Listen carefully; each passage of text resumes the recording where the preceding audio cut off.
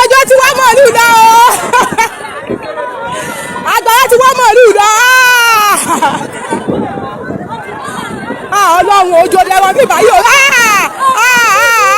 mọ̀lú ti lọ mọ̀lú ti iná ní láìwá ní ìwájú ibù. ọ̀dọ̀ rẹ̀ láti wá ọ̀dọ̀ rẹ̀ láwọn padà sí lédè lárúbáwá ní jẹ́bẹ̀ òhàn mọ̀lú ni wọ́n ń dágbére fún Wódìgbò ṣe o. ọjọ́ wo ni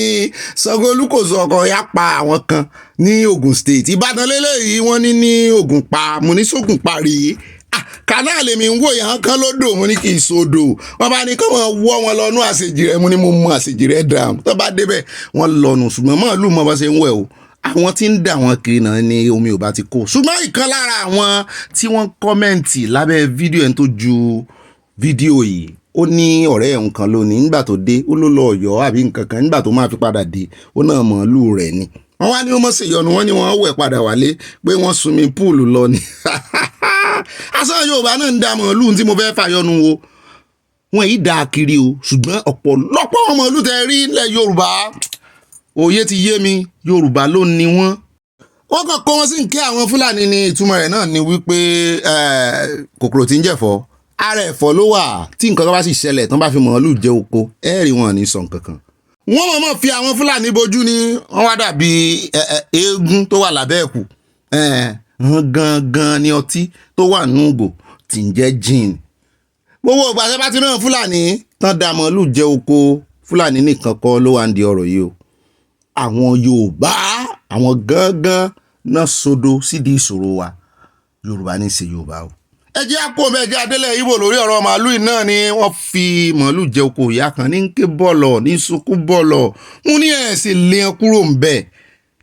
Ndị Naman dey cause problem ebe dị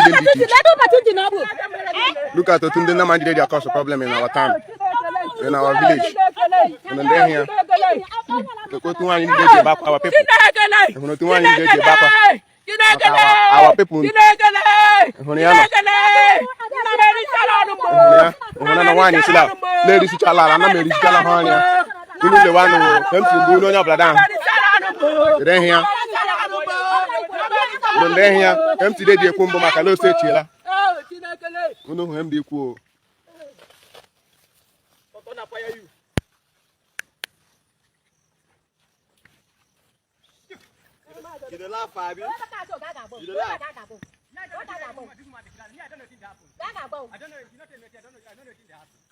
but you can wait to make you carry the cow there. He say in this thing don't spoil. He say you carry this cow enter in farm, spoil in farm. Eh?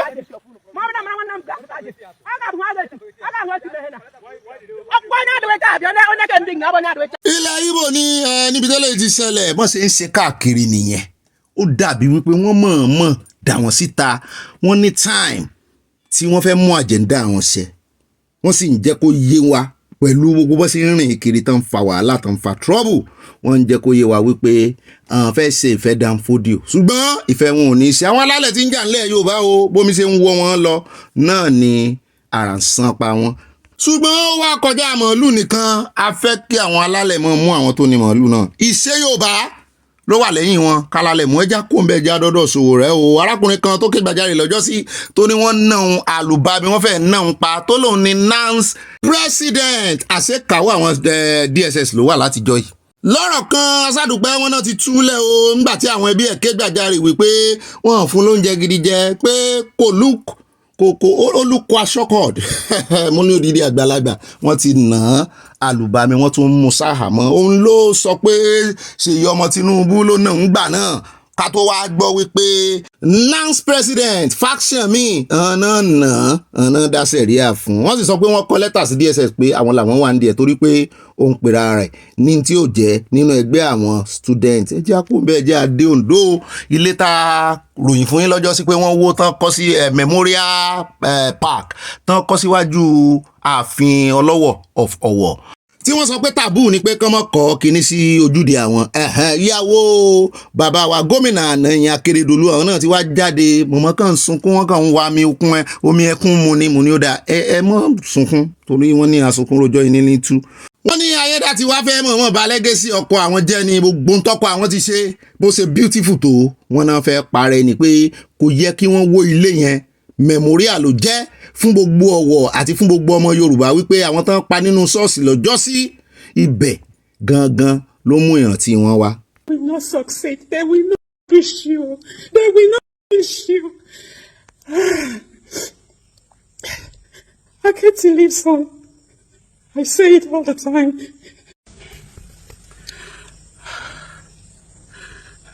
Darling, I've always known you to love your people to pieces. These your people. But look at what they've done to you.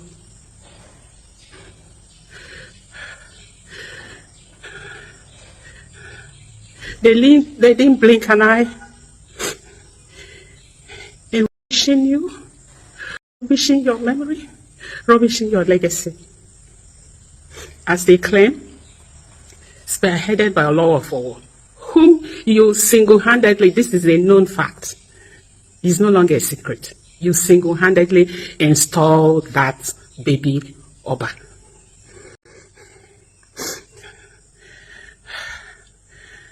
And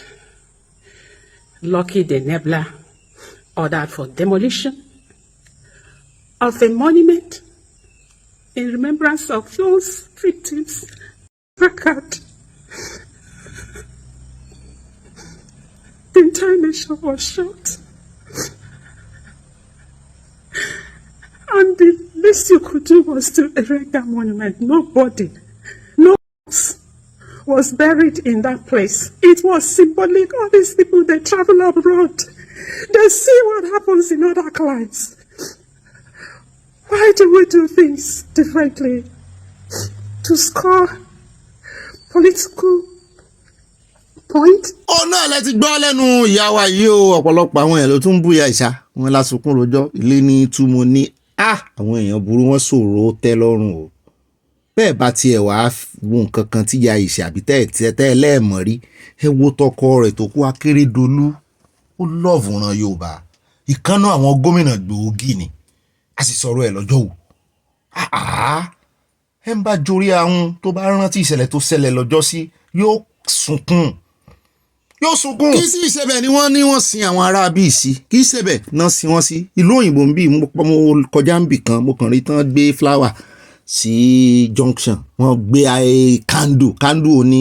kínní ní ńlá ẹ̀ mo bá wò pé fresh flower candle kí ló ṣẹlẹ̀ ń bí mo bi arákùnrin yẹn ó ní pé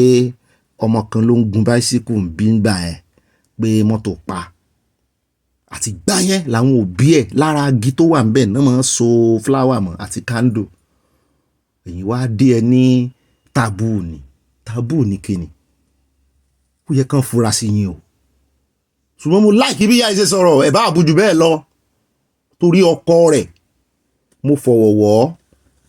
torí ẹni ayé ń fẹ́ nígbà tó wà láyé ẹ kọ̀yìn sí nígbà tó kú tán gbogbo lẹ́gẹ̀sì ẹ̀ lẹ́fẹ́ bàjẹ́ kì í ṣẹ́ni àrífín kì í ṣe ohun tẹ́ kì í ṣẹ́ni tẹ́ bá tiẹ̀ ń ṣe bẹ́ẹ̀ tán bá ń wò òkú ẹlòmíì pé wọ́n fẹ́ mú sample tán bá ń yẹ̀yẹ́ òkú ẹlòmíì kì í ṣe Akérédolú. Kí ló dé rántí ìṣẹ̀lẹ̀ ọ̀wọ̀ ní tán pa àwọn èèyàn lọ rẹpẹtẹ ẹ wá nìkan pa mẹ́mórì wọn rẹ that is what you just saying. Mo rí ẹni nígbà tán ń wo èèyàn kan ń sọ̀rọ̀ àwọn fẹ́ kọ́ nǹkan kan tó máa ṣèlú lóore ṣé bẹ́ẹ̀ yẹn nìkan nílẹ̀ wà ní ẹ̀yin ìkà aláòbí àwáwí òsì gbogbo ẹ̀ ti sọ di politics. Mọ́mọ́ yẹn lọ fọwọ́ lẹ́rán gbogbo ń tẹ́ bá lè ṣe fọ́kọ yín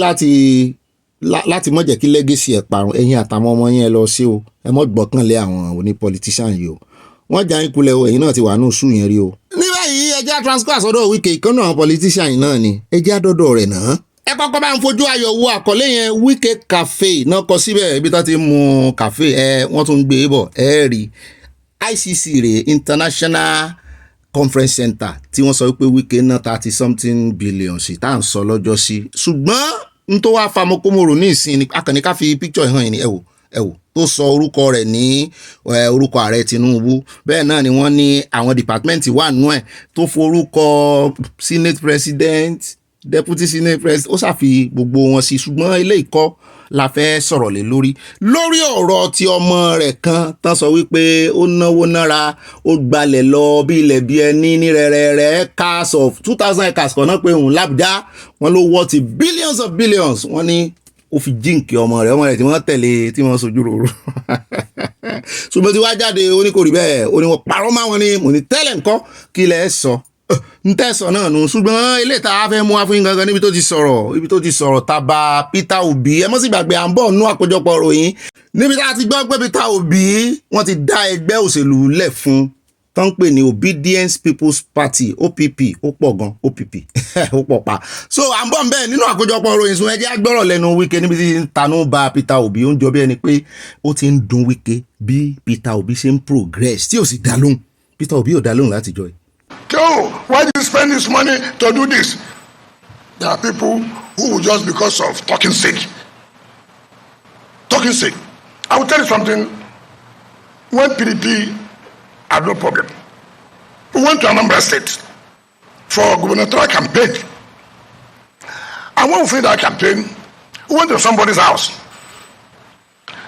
for entertainment. So I just sat down. Come and see the best of drinks. Crystal, this. So I called him. I said, sir, you're providing crystal champagne here. But every day you tell people that you wear only one shoe. You carry only bag, only you. But look at champagne here. Not just champagne, crystal. Why do we deceive Nigerians? Why can't we tell ourselves the simple truth? What we preach is not what you practice. And you know, we'd like to hear such thing. We'd like to hear such a thing. And that is being deceitful. And these are the kind of things that I tell Nigerians, look, don't allow people to deceive you. People who are preaching that they care for you. Ẹ̀wọ̀ ẹja kúrò lọ́dọ̀ Wike òun àtàwọn ẹlẹ́gbẹ́ rẹ̀ PDP nkankan òun àti Bọ̀dà Mákindé ṣèyí wọ́n náà jọ ń fa sùúrùtù báyìí o ṣùgbọ́n ìyẹn kọ́ la wá sọ ẹja lọ́dọ̀ Bọ̀dà Mákindé náà wọ́n ní àṣekágbá ìsìn kẹ́yìn tí wọ́n fi sin bàbá relé pé àwọn ti gbé bàbá relé yẹn pa Olúnlọ́yọ̀ Ọmọlólú wípé wọ́n ti wá forúkọ wọ́n ti fi sọ Polytechnic Ìbàdàn làwọn kan bá ní irọ́ o kò lè ṣe é ṣe mo ní the Polytechnic bá a ṣe mọ̀ pé nígbà náà nù aláwọn ọ̀rẹ́ kan oníjẹ̀gbọ̀n ni the Polytechnic. Well, let me just say this. Mo ti sọ̀rọ̀ library lánàá,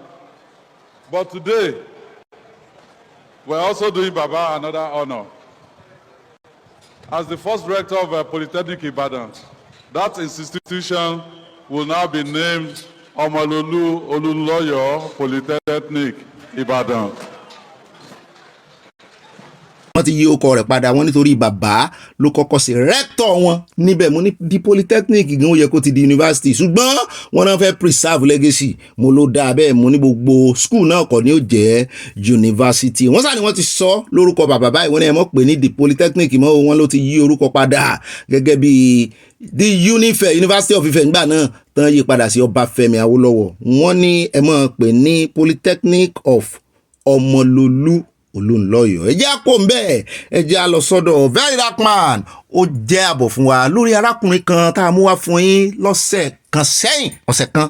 gẹ́gẹ́ náà ni ó jẹ́ tó ní àwọn ọmọléeṣẹ́ ológun wọlé òun tó ní ẹdó lòun wà gbogbo tó ń kójọ nìyẹn tó ń rawọ́ ẹ̀bẹ̀ tó ní kán jọ òun o kán má jẹ́ kó òun waste gbogbo ọjọ́ ayé òun pàápàá jùlọ ìgbà ọ̀dọ́ òun tó ń fi kójọ nìyẹn very dark man ti wá rìnrìn àjò sí abúlé wọn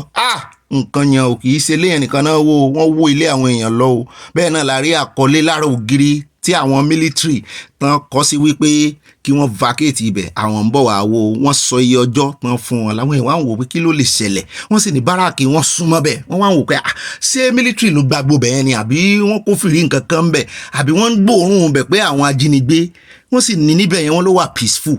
wọ́n ní kì í ṣe pé wọ́n ní ọ̀pọ̀lọpọ̀ àwọn tán wọlé wọn gan tán kọ́lé síbẹ̀ wọ́n láwọn ọmọ ìlú ni kì í ṣe pé bóyá àtọ̀hún rìn wá kí ló wá lè fà á bàbá bọ́ ìtàn wọlé ẹ̀rí lọ́jọ́ ẹ̀ bàbá yẹn ròyìn bọ́ sí fìdí ìgúnlẹ̀ jẹ́ agbọ́ díẹ̀ nú ọ̀rọ̀ wọn. I'm a pikin property now they destroy. Okay, now your pikin na dey cry for social media say na in house with you. Okay, na the house we dey so. So wetin I go do before I look na be the gun wey dey say hit me na dey pay me till myself I no dey fit dey go anywhere. Sorry, sir. Akọ̀rọ̀ra yọ̀ ló ní wọ́n fi di bàbá gúnlẹ̀ wípé a fẹ́ wo ilé ọmọ rẹ̀ mọ̀ wò bá ṣe wò.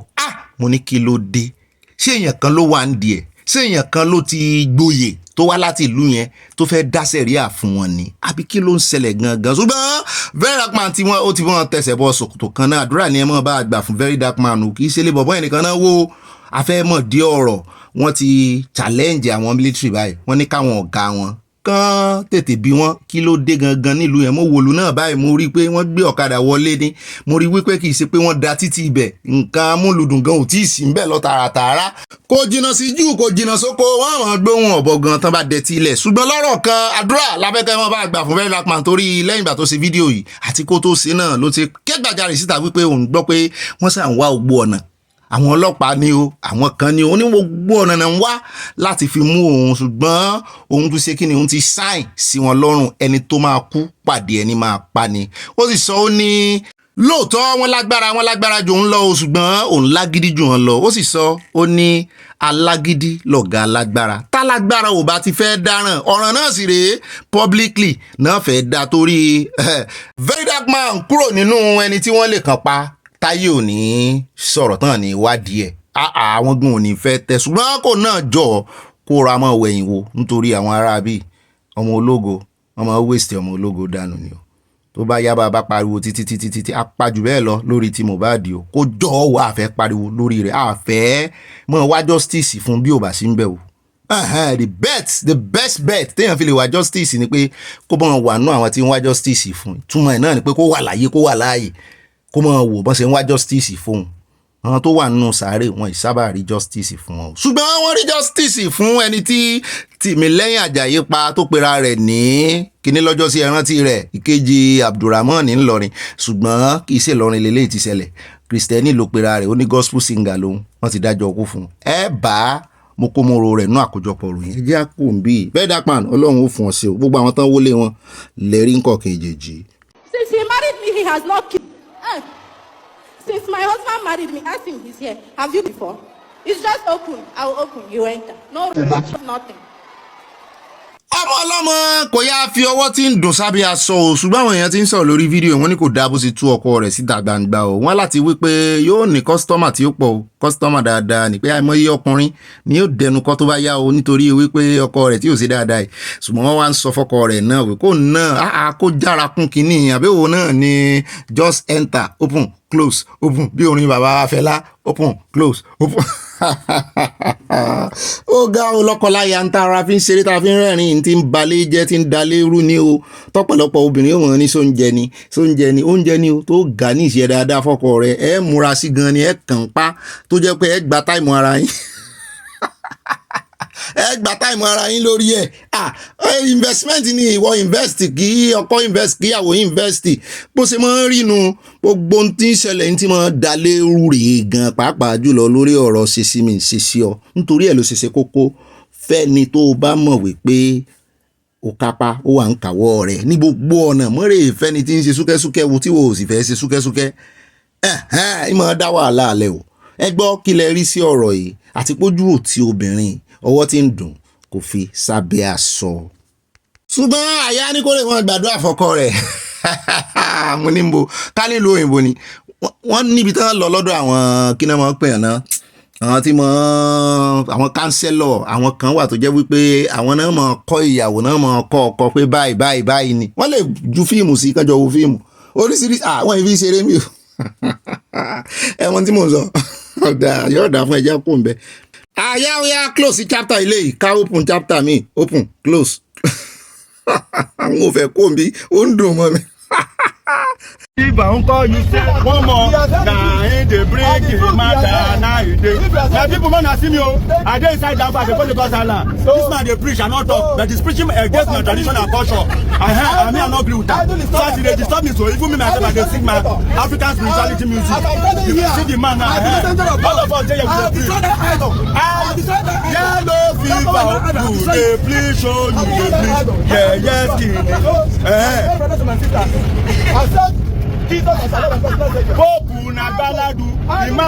ó ń jọ bí ẹni pé àwọn Áfíríkà àwọn èèyàn dúdú ti wá ń sọjí báyìí o wípé àwọn ò ní gbà mọ́ bẹ́ẹ̀ bá máa preach nǹkan tó máa tún lù ṣe kì í ṣe kẹ́ máa fa ìjà kẹ́ máa dá ìkórìíra sílẹ̀ láàrin àwọn èèyàn iṣẹ́ tí Jésù rán wa kọ́ nìyẹn kò rán yín bẹ́ẹ̀ nítorí ẹ̀ làwọn èèyàn ṣe ń fọhùn báyìí pé gbogbo àwọn òrìṣà àwọn tẹ̀ ń bú gan fẹ́ gbèjà ara àwọn gan fẹ́ máa sọ̀rọ̀ sókè pé ẹ ti pa wọn lẹ́nu mọ́jú kí ló dé níta gbangba ẹ mọ̀ tẹnu àbùkù mọ́ luntẹ́ mọ̀ ìmí ìgan òde di òsàrì gbogbo ohun tó kà gbogbo ohun tó gbọ́ ló fi ń sọ̀rọ̀ mọ́ tẹnu àbùkù báyàn kankan bó o bá ń preach gbogbo preaching rẹ jẹ́ kó mú ìfẹ́ dání ìfẹ́ lèèyàn fi máa ń win ní souls ní tí Jésù wá ṣẹnu ìfẹ́ ló gbé wá o kò sí lóhun pa bíbélì rẹ̀ nínú bíbélì rẹ̀ wọ́n rúbọ bẹ́ẹ̀ ni wọ́n rúbọ nínú Old Testament Jésù ó sì sọ lóhun ò wá pa òfin rẹ̀ òun ò wá pa ìlànà rẹ̀ àwọn aláìmọ̀kànmọ̀kàn náà mọ Jésù tán gbà náà mọ preach kórìíra ṣùgbọ́n àwọn tìbílẹ̀ tí láwọn ò gọra àwọn mọ́ gbàgọ̀jẹ̀ mi ò gbàgọ̀jẹ̀ wọ́n ní kò sí ní tó jọ mọ́.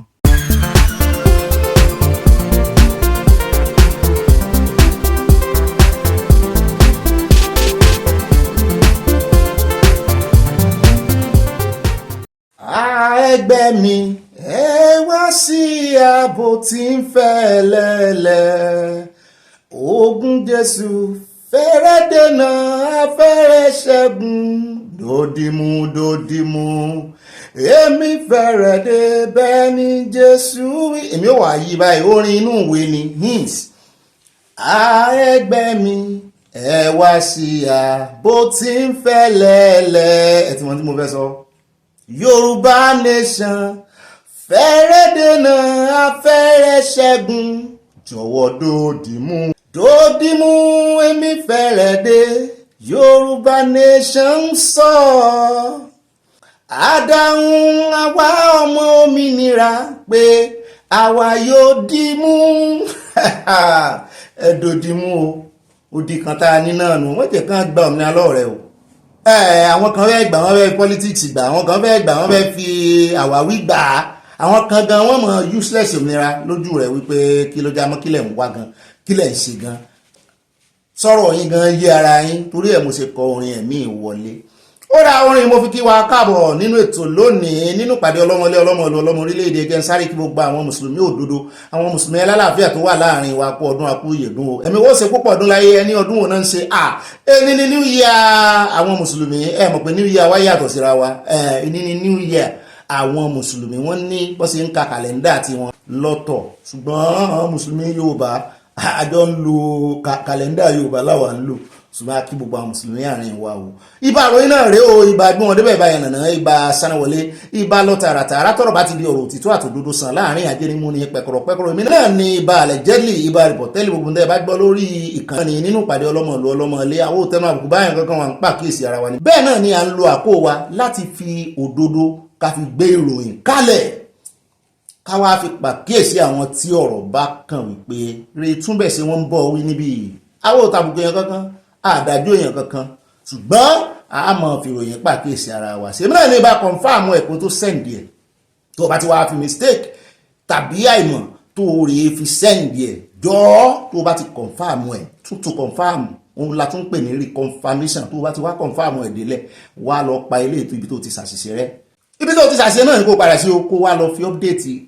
àtúnṣe yẹn sí kán lè mọ̀ wípé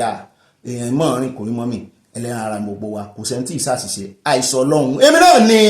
ibà ọ̀pákọ̀ ọkọ̀ àwọn òpèké ọkọ̀ àwọn sweet 16 ẹ tún lè pè mí ní ibà ọ̀pápá parada àyà parada òdò ọ̀gá rẹ̀ parada òdò àyànú abala kọ́mẹ́sẹ̀ sàn abala yìí olólùfẹ́ wa èmi náà ni mò ń jẹ́ ibà gbé wọn débẹ̀ ibà sáná olóyè rẹpẹtẹ ibà pitipiti fún àwọn ọ̀tá ibà fayọ̀ pọ́ọ̀tì ẹ̀ ayọ̀míkún ibà múlùdùn ọlọ́run lójú orí bẹ̀ wọ ọpẹ́ ládá padà sọ́dọ̀ ọlọ́run adágbó òyìn padà sọ́dọ̀ ọlọ́run bẹ́ẹ̀ náà ni mo mọ̀ rírì gbogbo àtàwọn silent water àti ẹ̀wà láwọn èèyàn wa kan ní ìsìn àwọn náà ti bínú tán wípé àwọn gan fẹ́ bá yín dá sí nínú abala comment section mo wá ń rí àwọn èèyàn tuntun wọ́n sì ń tẹ kọ́mẹ́ǹtì sí a ó sì make mini gan yóò dá fún wa yóò yẹ kò ní yẹ ẹ̀lẹ́ gbogbo wa we are one big family lónìí náà ni kò ní dọ́là ibà lónìí ni kò ní dọ́là ibà òtítọ́ la gbé ìròyìn ti wà lé lórí ẹjá mọ́ mú lẹ́sẹẹsẹ ká mọ́ mú ní kọ̀ọ̀kan èdè àkọ́kọ́ introduce wa síbi tá ń lọ àdírẹ́sì nù bẹ́ẹ̀ bá fẹ́ rìnrìn àjò ó ń láti mọ àdírẹ́sì ibi tí ń lọ nínú kó mọ wo Google Map tàbí kó mọ bẹ̀ gan ní tààràtààrà. Ọlọ́run ní má wàá rìnrìn àjò ń bí o, èèyàn kankan ò mú èèyàn kankan ò síwájú èèyàn kankan, kò sí èèyàn kankan lẹ́yìn. Ọlọ́run kó wa pọ̀ ni tá à ń kọ́ mọ́ lùbọ̀ àtàgbà àtọmọdé à ń kẹ́kọ̀ọ́ látara ara wa. A dúpẹ́ fọlọ́run tó tún wá fi ìfẹ́ sáàrin wa gbogbo wa ní ibi ẹni pé àti mọ́ra wa rí bí ẹni pé àti ríra wa rí. Eléyìí ló wá dífá kí n kọ́kọ́ kí ìyá mi àti grandma ìyá mi Sọlá Ògúnmọ́sù, ìyá mi Riscot Adigun, gbogbo yín mo kí o. Lára ìkànnù wa tí ẹ bá ń dá sọ́bù nítorí tí abiyamọ tóbìnrin kan bá bímọ láàrin jà, àwọn abiyamọ wọ́n á ṣùgbà yíká, wọ́n á dá sọ́bù o. Wọ́n bá lè gbẹ̀bí ọmọ wọn á gbẹ̀bí ẹ̀, bọ́n bá lè gbẹ̀bí wọ́n pe agbẹ̀bí pápápá, àṣírí ò sì ní tú, ayé ò sì ní rí òwò rẹ̀. Òun lẹ́ bá ń ṣe fún ìkan lára wa Tóyìn Tolú tí òwà náà la mọ̀ sítórí wọn tí Boko Haram pa ọkọ wọn, ọmọ iléeṣẹ́ ológun lọkọ wọn náà, tí ò sì sí nǹkan kan, wọ́n sì dọmọ́lẹ̀ fún wọn. Mọ́ mi wọ́n ní mọ́ sọ, mo ní wọn ó sọ. Ìdí tí mo ti fẹ́ sọ ni wípé àtẹ̀ntó sórí àtẹ̀ntó ń sórí fún, kò sí kankan nu wọn tí a jọ ríra wa rí pé àpàdé báyìí àwa dìmọ́ra àríra wa rí, àbá ti mọ́ra ń bì kan tẹ́lẹ̀. Orí ìkànnì náà ni ẹ sì gbé owó bántabántá kalẹ̀. Ìyá mi Riscot, ẹ mọ́ bínú, ẹ jẹ́ ń sọ, ẹ jọ̀ọ́ mọ̀ pé ẹ bínú ṣùgbọ́n ẹ jẹ́ ń sọ. Ẹ sì tún ń ṣe atọ́nà, ẹ sì tún ń wo pé kí ló kù báyìí ni o ṣe ìgbà téèyàn bá fẹ́ dá bísínẹ́sì kalẹ̀ tí ó wá ń ṣe analytical review tó ń ṣe market survey bọ́n ṣe bá ń ṣe fún sísítà mi yẹn nìyẹn. A dúpẹ́ lọ́wọ́ Ọlọ́run nínú mo bí mo ṣe lè sọ, mo dúpẹ́ lọ́wọ́ yín o, mo dúpẹ́ lọ́wọ́ yín lórí ìkànnì náà ni o, ìkànnì ọlọ́mọ ilé ṣé ẹ rí i pé àwa ti ń practice òmìnira lẹ̀, a ti ń ran ara wa lọ́wọ́. Ayọ̀ gidi lọ́lọ́run fi sáàrin wa, ìfẹ́ gidi, ìfẹ́ tí ìpín ò mọ àríra rí bí náà ni, kì í sì ṣe fẹ́ tàn pé torí pé wọ́n ń ṣe program ní orí program náà ti fẹ́ràn ara wọn ọjọ́ tá a bá máa pàdé báyìí. Ọlọ́run ó ṣe, yóò bá fẹ́ lójú, yóò bá wa fẹ́ lójú. Torí mi ò tí ì rí bí téèyàn ti ń wo program tó gùn báyìí, mi ò sì fẹ́ ogún tẹ́lẹ̀, yín náà lẹ́ni àfẹ́ lójú ń dùn mọ́ kéèyàn sì mọ́ wo program báyìí kó sì mọ́ àpò bọ́rin só ti ń bọ́rin ni, bá ti ń bọ́rin ẹ̀jẹ̀ mọ́ o, torí ọ̀rọ̀ yín mò ń tẹ̀lé o. n bá ti bí pé só ti ń bọ́rin, mo rí pé ó gùn lẹ́nu ọjọ́ mẹ́ta, ẹ̀rí pé mo ti di ìkúta náà, mo ti dín mo gé gan-an ní ṣùgbọ́n mo ò fẹ́ kó tún kéré jù. Ẹ̀yin náà lọ́lọ́run lò. Kò bọ́rin ṣe mi o àyà náà ní ò bọ́rin sóhun o, ó bá bọ́rin sí yẹn jẹ́ mọ́ o, torí àwọn tó ń fi ń ṣiṣẹ́ wà láàrin wa. Ẹni ìròyìn làwọn akàtàmọ́sà tó tónu ẹ̀jẹ̀ bá a ṣe mọ́ ṣe ń bíire ẹni tó bá ṣe jọ ìwà o, a sì wọ́n kẹ́kọ̀ọ́ gan. In fact mo ní ọ̀rọ̀ ìyànjú kan fún wa lónìí, ṣùgbọ́n n ó fi sí òpin ìròyìn tòní. Ṣùgbọ́n èmi gan tún gbọ́ nígbà tí mò ń kọ́lẹ̀, mo tún gbọ́, yóò dùn mọ́ yín, ṣùgbọ́n ẹ ń bá ráàyè ní kò òpin ìròyìn láàfi sí. Ó dá owó eléyìí tí ẹ rí nínú abala lérèfé àyọjú lójú fèrèsé ni ó ti di àfìsẹ́yìn tí egún fi ṣàdúpẹ́ pé ìyá wa ti padà sí Netherlands. Ìyá wa tọ́lọ́ ń wo ìròyìn ní 46 floor, ìyá wa dọ́kàsì. Àkọ́kọ́ náà àkórí ìròyìn tòní, ẹ̀yin èèyàn mi kàyéfì lélẹ̀ ẹjá dọ́dọ̀ àwọn sí ní iṣẹ́ ti gbọ́ wọn náà fẹ́ extend the 2024 budget. Èmi náà kọ́kọ́ wo ìròyìn yẹn, àyálùwà ń pàkíyèsí mi sí pé ọ̀gá mi ṣe rí ìròyìn tí mo kọ lánàá ni, mo ní èmi ò tó kàn wọn bá extend ẹ̀. Ó láàyè ó ní ẹ̀rẹ̀ yẹ ìròyìn yẹn wo, mo wá wò délẹ̀délẹ̀ lẹ́tà tó lẹ́tà, mo bá rí pé àyà ṣiṣẹ́ síbí yìí o. Bẹ́ẹ̀ náà ló gbé ọ̀rẹ́ rẹ̀ kan wá, ọ̀jọ̀gbọ́n ni, yóò ṣàlàyé fún wa. Imagine 2024 budget wọ́n ti implement ẹ̀ tán, wọ́n náà ti bẹ̀rẹ̀ 2025. Àyọ ọgbọ́n wọn ni wọ́n ti ẹ̀ tí ìmú nǹkan kan ṣe nínú 2025, wọ́n sì ti yáwó lọ rẹpẹtẹ. 2024 budget yín gbogbo títì tán ṣe wọ́n nínú 2024 budget ló wá, mo ní ládùúrò owó tán yá lọ yìí. À ń gbé èèyàn kan bọ̀, wọ́n ti sọ owó principal àpáta aláàṣà accounting gan, wọ́n ti yí orí principal accounting kodò fún wa, kò yé mi gan. Àjọ mójú ajẹ́kọ̀ọ́ ní sọ̀nbẹ́, àjọ fi tó jọra wọn wéra wọn, èyí tí ò bá jọra wọn a kù bí èlùbọ́ a yọ kó ń bẹ́ẹ̀ bẹ́ẹ̀ náà ni bàbá kó ń bẹ́ẹ̀ a wà dé ọ̀dọ̀ ààrẹ Tinubu níbi tó ti gahùn sókè lánàá tí wọ́n ti ń ta ẹnu bá àwọn opposition wọ́n lẹ́yìn opposition yìí wọ́n ní àwọn ń fojú IDP camp wò yìí mú láàrẹ̀ náà ọ̀rọ̀ burúkú wà lẹ́nu yín o IDP camp màwọn tó máa kó sí IDP camp ni àwọn tí wọ́n bá wà homeless bóyá tí ìjàmbá tó ṣẹlẹ̀ sí wọn bóyá ẹ̀kún omi bóyá Boko Haram ó pa àwọn bí irú eléyìí tó ṣẹlẹ̀ ń Benue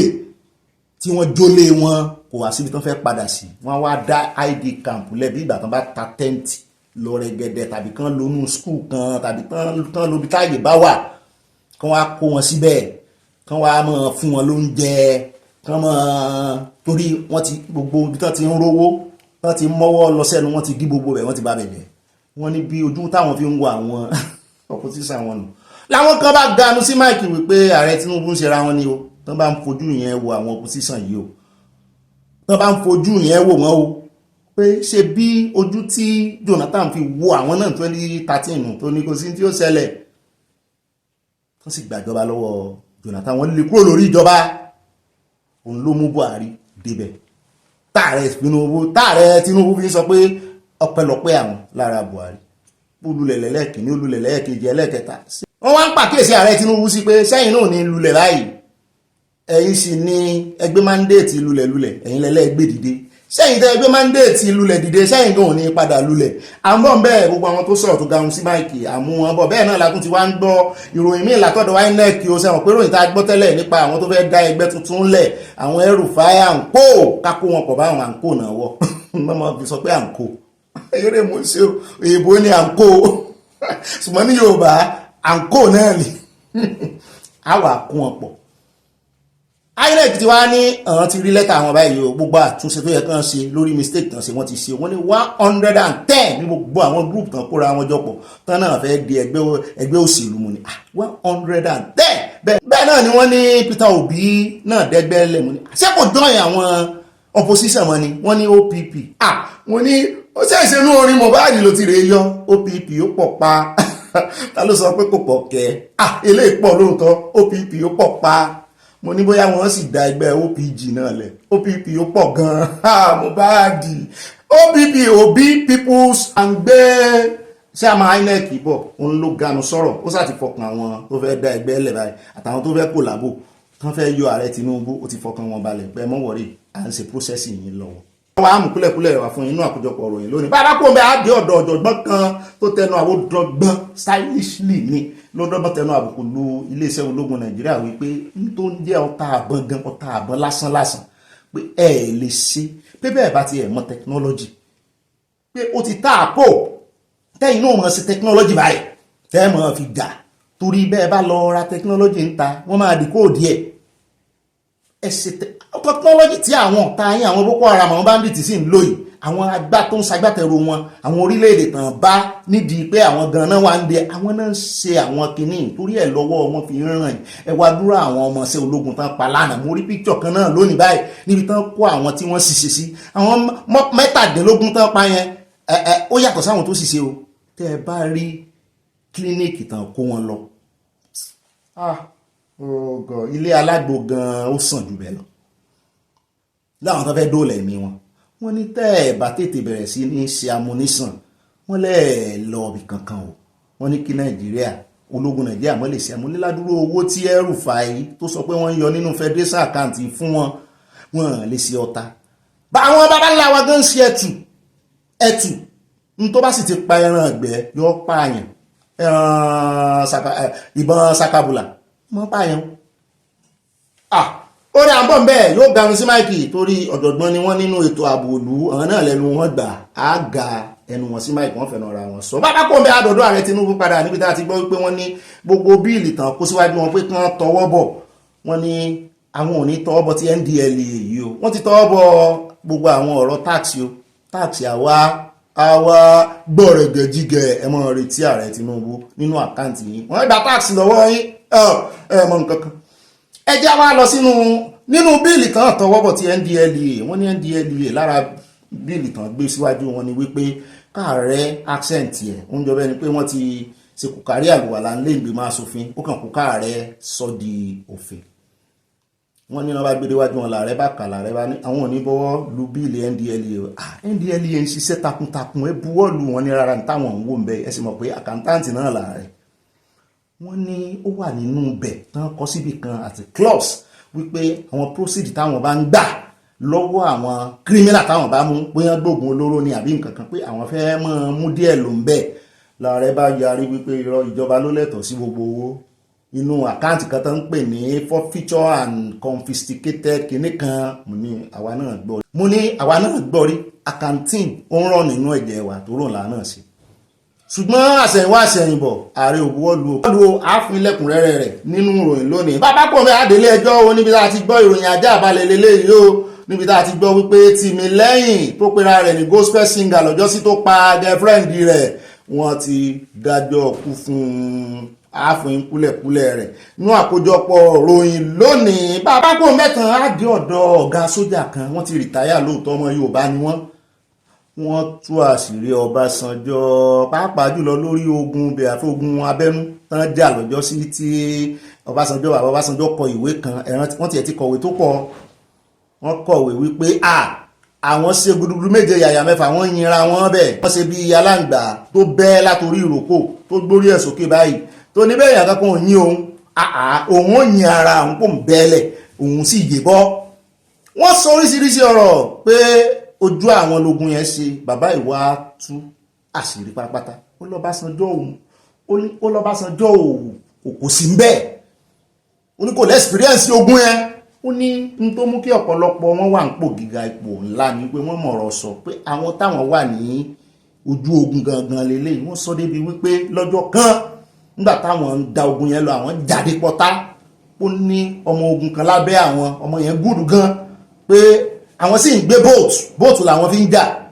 pé àwọn bá pè wípé só ti ṣetán lóun ti ṣetán náà bá ń lọ àwọn sì ṣẹ́ gbogbo ogun táwọn pàdé lọ́nà ní ìgbà táwọn dé Port Harcourt ìgbà táwọn ó fi tún tẹ̀ wájú níbọn bá ọmọ yìí náà bá gbé sọ́wọ́ báyìí ló wá ń wojú àwọn wípé ọ̀gá mi ṣé mo gbìyànjú bàbá ilé ìfẹ́ mọ́ sunkún àmú wọn bọ̀ wọ́n ní àwọn experience yẹn kò lè kú òun orí àwọn wọ́n ní kọ́ bá sanjọ́ jáde kó wá sọ experience tiẹ̀ pé àìmọye àwọn ọmọ ogun àwọn tó kú sáwọn lọ́wọ́ báyìí tíbọn ti bà táwọn ń gbìyànjú àti dóòlà ẹ̀mí wọn àìmọye làwọn náà dóòlà ẹ̀mí wọn ó ní tó wá bà wọ́n nú jẹ́ jù ní pé kán ti ẹ̀ pàtó bá sanjọ́ tì pé Nàìjíríà wà á improve bí ìgbà táwọn kan ja ogun abẹ́lé lásán táwọn èèyàn kan kú lọ lásán pé ìjà táwọn sì ń jà ń gbà náà táwọn ò fẹ́ kí yíbò lọ ní wípé kí gbogbo àwọn jọ fọwọ́sowọ́pọ̀ káwọn jọ pawọ́pọ̀ pé àṣẹ̀yìnwá àṣẹ̀yìnbọ̀ pé Nàìjíríà ló wà divided Dubai pé n tó mú àwọn sápò Nàìjíríà nígbà kan nìyẹn táwọn lọ fi lọ lóyìnbó pé kójúmọ́ ríbi gbogbo ara lóògùn ẹ̀ kì í ṣẹ̀ṣẹ̀ nìkan pé àwọn bẹ́ẹ̀ sí àwọn sọ̀rọ̀ wọn wá ń bi wọ́n ní ìsìn pé ṣé ẹ regret ẹ̀ ṣé ẹ lè sọ pé Nàìjíríà ti kọ́gbọ́n wọn ní Nàìjíríà ò kọ́ ọgbọ́n kan bó tilẹ̀ wò ó mọ́ bí ìgbà táwọn kan ja ogun dànù bí ìgbà táwọn kan fi ẹ̀mí àwọn èèyàn ṣòfò dànù kọ́mọ̀ kan ti jẹ́ kí Ìbò lọ ìbá ti dà gbogbo ń tẹ̀ ń so pọ̀ tí ò jọra ẹ̀ ẹnu wọn mo ti wá gbọ́ ọ̀rọ̀ wípé onígbèsè ní gbogbo èèyàn tó wà lórí ilẹ̀ ayé olómi ìṣó ń gbèsè àyá náà lóhun ìṣe ń gbèsè èmi ò bí èèyàn ń gbèsè o ṣùgbọ́n nígbà kan tẹnu bọ̀rọ̀ wọ́n kàn rọra fún mi ní hint lèmi náà bá rí develop ẹ̀ òun ni ó mú mi sọ ọ̀rọ̀ tí mo fẹ́ sọ lẹ́yìn tá a bá ti parí ìròyìn àákàn ló bí ìṣẹ́jú méjì wọ́n fi da omi tútù wọ́n fi omi tútù cover gbogbo ìròyìn tàkà lónìí à ń bọ̀ ń bẹ̀ lónìí náà ni kò ní dọ́là bá pọ̀ ń bẹ̀ jẹ́ asárédé Nasarawa ilé náà láàfi káde gbogbo àkórí ìròyìn lẹ̀ níbi tá a ti gbọ́ tí gómìnà wọn ààrẹ Tinubu lọ Nasarawa ní gómìnà wọn bá ganu sí máìkì wípé gbogbo ẹ̀yin gómìnà tó kù àtẹ̀yìn ọmọ Nàìjíríà ẹ bá ń bu gbogbo gómìnà ẹ mọ́ bu òun o owó subsidy àti àlékún rẹ̀ táwọn ń gbà àwọn ò gbárù ẹ̀rí pé ẹ wá wòran gèlèdè lọ́dọ̀ àwọn ẹ wá wo àrà táwọn dá pẹ̀lú àlékún owó subsidy táàrẹ Tinubu yọ tí wọ́n ń kó fún state pé àwọn fi dára ń táwọn o alára àgbà ìdámọ̀ ni ó dá o ẹgbọ́ ṣé ká débẹ̀ ká wòran kámọ́ bá wọn dásà lọ wò wá òdà á débẹ̀ á wò á fẹ́ fi sọ̀rọ̀ wá jẹ́ pé lóòótọ́ ni tó sọ á fẹ́ fi yọ̀rọ̀ sí àwọn gómìnà yòókù tán parọ́ tí wọ́n fẹ́ sóòótọ́ lórí ọ̀rọ̀ subsidy ó dá wa ní rí ìdúrà lọ nínú gbogbo àkórí ìròyìn ní pápápá ẹja aya picture wa ní pápápá àti wọnú abala sánáwọlé náà nù ẹgbẹ́ ilẹ̀ fi mí jòyè àwọn ife èèyàn jòyè àwòdì kó mọ́ lè gbẹ̀dí yẹ óyá ẹ gajú sí kámẹ́rà dáadáa ẹ curve ẹ bend the corner bí economy ààrẹ Tinubu wọn ló ti bend the corner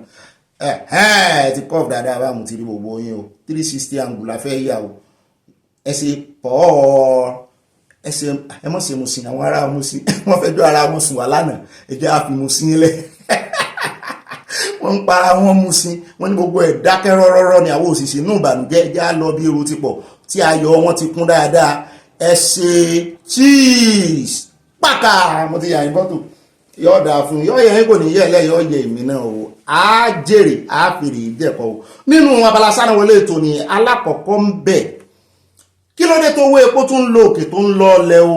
àwọn èèyàn ganu sí máìkì ṣùgbọ́n ká tó fi fọ́nrán àwọn èèyàn ká tó fi hàn torí nígbà tá a fi jí láàárọ̀ wọn ló tún ti já wálẹ̀ mọ́ ní alálá epo kan lọ òkè ń bọ̀ ni wọ́n ní bẹ́ẹ̀ ni wọ́n nítorí wípé wọ́n máa ń fọ̀kásì ẹ̀ ni pàápàá jùlọ nígbà tí ọ̀rọ̀ Iran tó gbóná girigiri pẹ̀lú Israel tí Amẹ́ríkà náà dá sí wọ́n ní ṣùgbọ́n ní ìsìn tí Trump tó ti pe ìpè kan ceasefire kan jẹ́ kógun omi Israel kọ́kọ́ ń sagídé ṣùgbọ́n ní ìsìn wọn náà sì ceasefire wọ́n ní ogun tó le kókókó yẹn ló jẹ́ kí owó epo lọ sókè mú ní mẹ́sẹ̀ Nàìjíríà wà ní jẹmùlá táìmù tí Nàìjíríà ń jẹmùlá tí ẹnìyẹn sẹ́ẹ̀sì mọ̀ pé owó epo yìí òun náà fi pinlẹ̀ṣẹ̀ bọ́jẹ́ẹ̀tì tánà extend and bọ̀ nínú àkójọpọ̀ ọ̀rọ̀ yìí wọ́n sáré láàrin ọjọ́ mẹ́ta tó owó epo já lọ sókè yẹn Nàìjíríà jẹ wọ́n ti sáré kówó kan wọlé nù ṣùgbọ́n wọn ló tún ti já wálẹ̀ báyìí ẹ mọ̀ expect kówó epo tún wálẹ̀ o torí wọ́n ti yín sókè gbogbo àwọn ilé epo ló ti yí mítà àwọn ọmọ ìgbọ́pẹ́ NNPC náà yìí ẹ jẹ́ á gbọ́ bó ṣe ń lọ láàrin àwọn èèyàn nígboro Nàìjíríà. They just need to look at the people in town about the hardship and everything. We need to be informed, even though before the price is going up, they need to let us aware that price is going up at also time. So everybody. I don't understand what is happening presently because all what I realized is that I just discovered that this police station they were selling about 900 plus. Later, this place particularly they were selling 880. As I just entered the filling station now, as I buy the fuel 925 naira, I just surprised. So I asked them why the increase. 100 tomorrow, 1,000 plus. Yes, next tomorrow. That is how we see. We sleep. When you sleep today, tomorrow we wake up. We make another thing. All what we are going to do is just beg this our government to help us. You know, we normally deal with fuel in Nigeria. As everybody now, we're hearing that they will now increase it with immediate effect. You know, effect on petrol price normally affect everything in the economy. ó rẹ̀ káàbọ̀ padà ẹjẹ́ á dé ọ̀dọ̀ àwọn ọlọ́pàá tó ti ganu sí máìkì o lórí ọ̀rọ̀ celebrity kan tó náà ń jọ́ọ̀gì báyìí mò ń wò báyìí wọ́n ló sì ṣe lúpọ̀ọ̀sì àbí kí náà ń pè àwọn tí wọ́n ṣe díhùn wọ́n ló sì ṣe ìdí ni mo ní ṣé kò mọ̀ kóun wá disfigure ni mi ò mọ̀ tó ń wá kiri ìdí tó yẹ pàwọn míì gan-an wọ́n ń bẹ̀bẹ̀ kí Ọlọ́run máa yọ díẹ̀ ń bẹ̀ ni wọ́n tún wá sí wọ́n kù silicon seed báyìí wọ́n wá sí gbogbo ìwọ ayẹ́kẹ̀yẹ̀kẹ̀ àgbò wọn sí dáa lóun ṣẹ́ẹ̀sì rí nígbà kan ni ló bá ń jọ́ọ̀gì lábára àwọn ọlọ́pàá náà tó ń jọ́ọ̀gì tẹ̀lé láwọn èèyàn bá dẹnu bò wọ́n wípé ẹni tá a mọ́ rẹ́yìn ọlọ́pàá sínú sọ ti fún yín lówó ni bóun tí ẹ ṣe jẹ́ èlò ló san fún yín tẹ́ fi ń jọ́ọ̀gì tẹ̀lé kí ni jọ́ọ̀gì tẹ́ ń jọ́ọ̀gì àwọn àwọn bòye ọ̀nà òye torí àwọn ọlọ́pàá ti ní àwọn ó ṣèwádìí torí wọ́n sọ òkú àwọn ọmọ Nàìjíríà sọ kò bá kún gbé ọ̀rọ̀ sí wọn pé ẹ̀yin tó yẹ kẹ́ ẹ máa dáàbò bò lù lẹ́yìn jọ́ọ̀gì ẹwo iye èyí tẹ́ ń jọ́ọ̀gì tẹ̀lé celebrity lẹ́yìn tó yẹ kẹ́ ẹ máa dáàbò bò àwọn ọmọ Nàìjíríà owó ọmọ Nàìjíríà pátápátá àtowó orí àti tax náà san náà fi ń san owó oṣù yín ọmọ Nàìjíríà sì máa gbèjà yín kí ló wáá dé tó jẹ́ pé àwọn ọmọ celebrity tí ò ràn ọmọ Nàìjíríà ní tó bá ti fún yín ní nǹkan sọ wá fún wọn ní nǹkan sàn fún wọn ní nǹkan ẹ bá ń tẹ̀sí ilé agbára ká gbóhùn táwọn ọlọ́pàá sọ àwọn aláṣẹ wọn káwọ bóyá máa fìyà jẹ wọn. The statement issued yesterday, the Force Public Relations Officer Muyiwa Adejobi condemned the officer's conduct, saying it fell short of the standards that are expected from members of the force. Now, while details surrounding the incident are still under investigation, the police assured the public that the matter is being taken seriously. As you can see here, the policemen were jogging with her. What does this say? How do we take Nigerian police serious? That's what people are asking. But here is an excerpt from their statement regarding the issue. If I can just get that up here now. Very, very interesting what they had to say. They said, regarding the viral video of actress Angela Okoye with armed policemen, the Nigeria Police Force strongly frowns at the conduct of armed police officers seen in a viral video trailing the actress while she jogged, an act that is considered clearly inconsistent with the professional standards and decorum expected of personnel of the force. The incident, which appears to have occurred on or around the movie set, has also sparked widespread public concern and criticism. While it remains unclear whether the scene was part of a scripted production, the conduct of the officer seen in the video falls short of the standards expected of members of the Nigeria Police Force. ẹ wo distraction lélẹ̀ ìjáde ń tẹ̀mí ń rò náà ní arábìnrin mẹ́nubà yẹn pátápínlẹ̀ ìwọ̀n ní wọ́n wà set ni wọ́n ya movie ni pé kì í ṣe live gẹ́gẹ́ bí ọmọ kọ́ya tán àwọn EFCC tí wọ́n ká owó mọ́ lọ́wọ́ tó sọ wípé àwọn ya musical video ni ń tán máa sọ́ọ̀dì nìyẹn máa rí kò sí kéèsì inú ilé. ó ní àwọn ẹja wá dé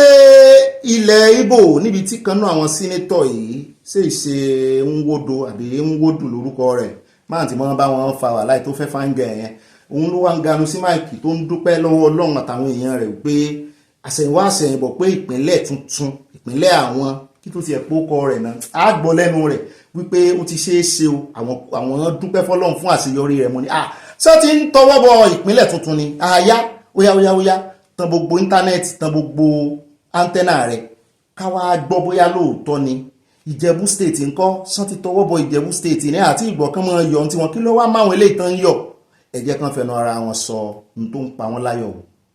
District Ned Nwoko at the meeting said the creation of Anioma State is a done deal, emphasizing that top national leaders, including President Bola Tinubu, Vice President Kashim Shettima, and President of the Senate, Godswill Akpabio, have expressed support for the initiative. Senator Nwoko also mentioned that said a technical committee would be inaugurated in Asaba to work towards actualizing the creation of Anioma State, while expressing optimism that the proposed state would be a catalyst for regional economic growth. Before now,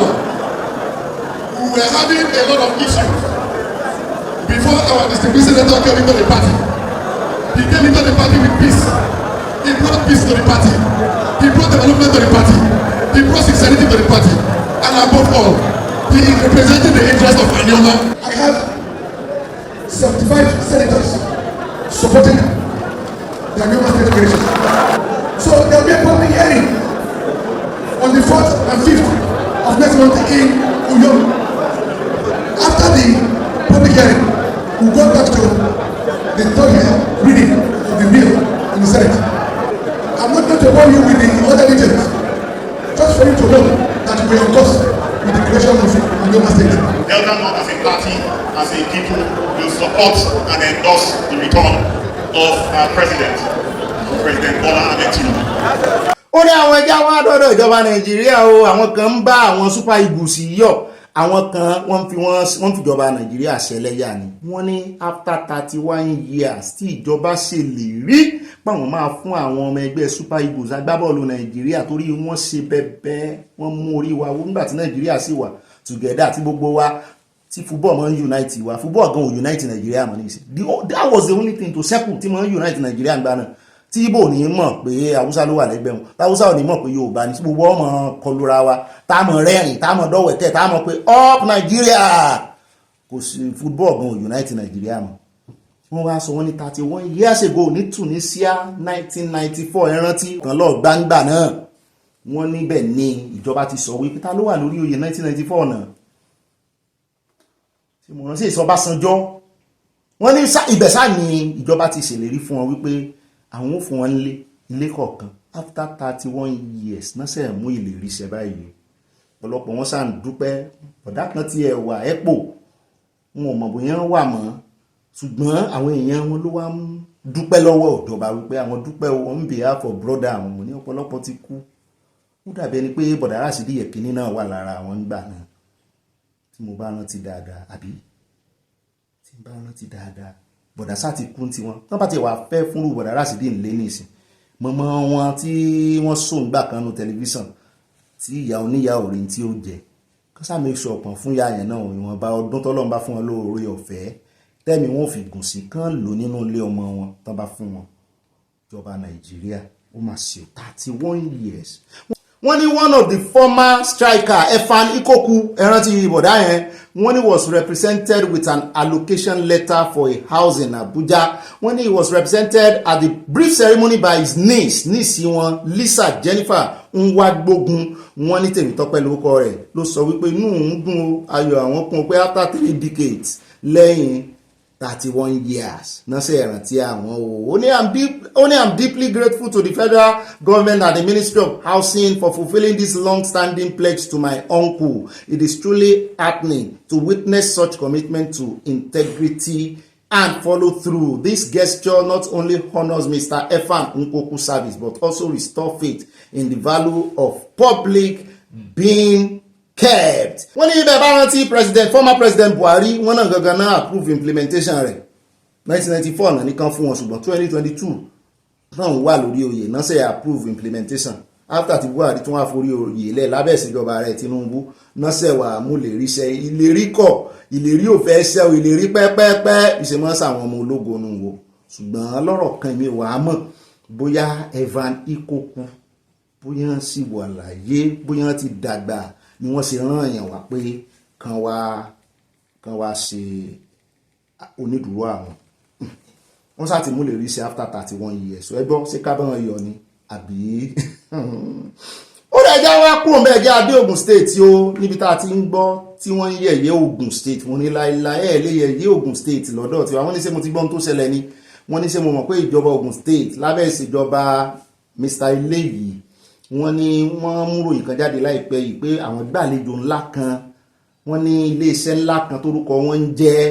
Katari wọ́n náà wá sí Ogun State wọ́n ní ìròyìn tí Ogun State ìjọba Ogun State sì gbé síta ni wípé àwọn ti buwọ́lùwé fún dairy factory ibi tí wọ́n ti máa ṣe mílíkì pé $multi-million ni ó ná àwọn pé iléeṣẹ́ yẹn ti fẹ́ wá dókòwò ní Ogun State nínú Nàìjíríà pápápá ńgbà tílé ó fi mọ́ lónìí ẹ jẹ́ n kọ́kọ́ kan tí Prince Dr. Dapo Abiodun CON kan sọ tán fi introduce ẹ̀ wọ́n ní early today we had the pleasure of meeting Baradina, a Qatari-based dairy giant, Qatar náà wà, as it sets plans in motion to establish a multi-million-dollar food and dairy facility in Ogun State. Arákùnrin kan tó rúkọ rẹ̀ ń jẹ́ Rinu Oduala lórí X lórí Twitter X náà ń jẹ́ ní ìsìn òun ló wá tó àṣírí tó gbé àṣírí jáde ó ní APC will finish you with irọ́ ó ní NDPC or APC will end Nigeria. Mo ní kí ló dé tó ṣe ń sọ bẹ́ẹ̀ kí ló dé tí ó ṣe ń po ìbànújẹ́ mẹ́kọ̀ọ́ fún àwọn èèyàn tó fẹ́ bà orúkọ APC jẹ́ ni ó ní kí ní sùúrù ó lóun fẹ́ mú mẹ́sẹ̀gì tí Qatari FM tán fi síta wọ́n ní Qatari FM bá fi sórí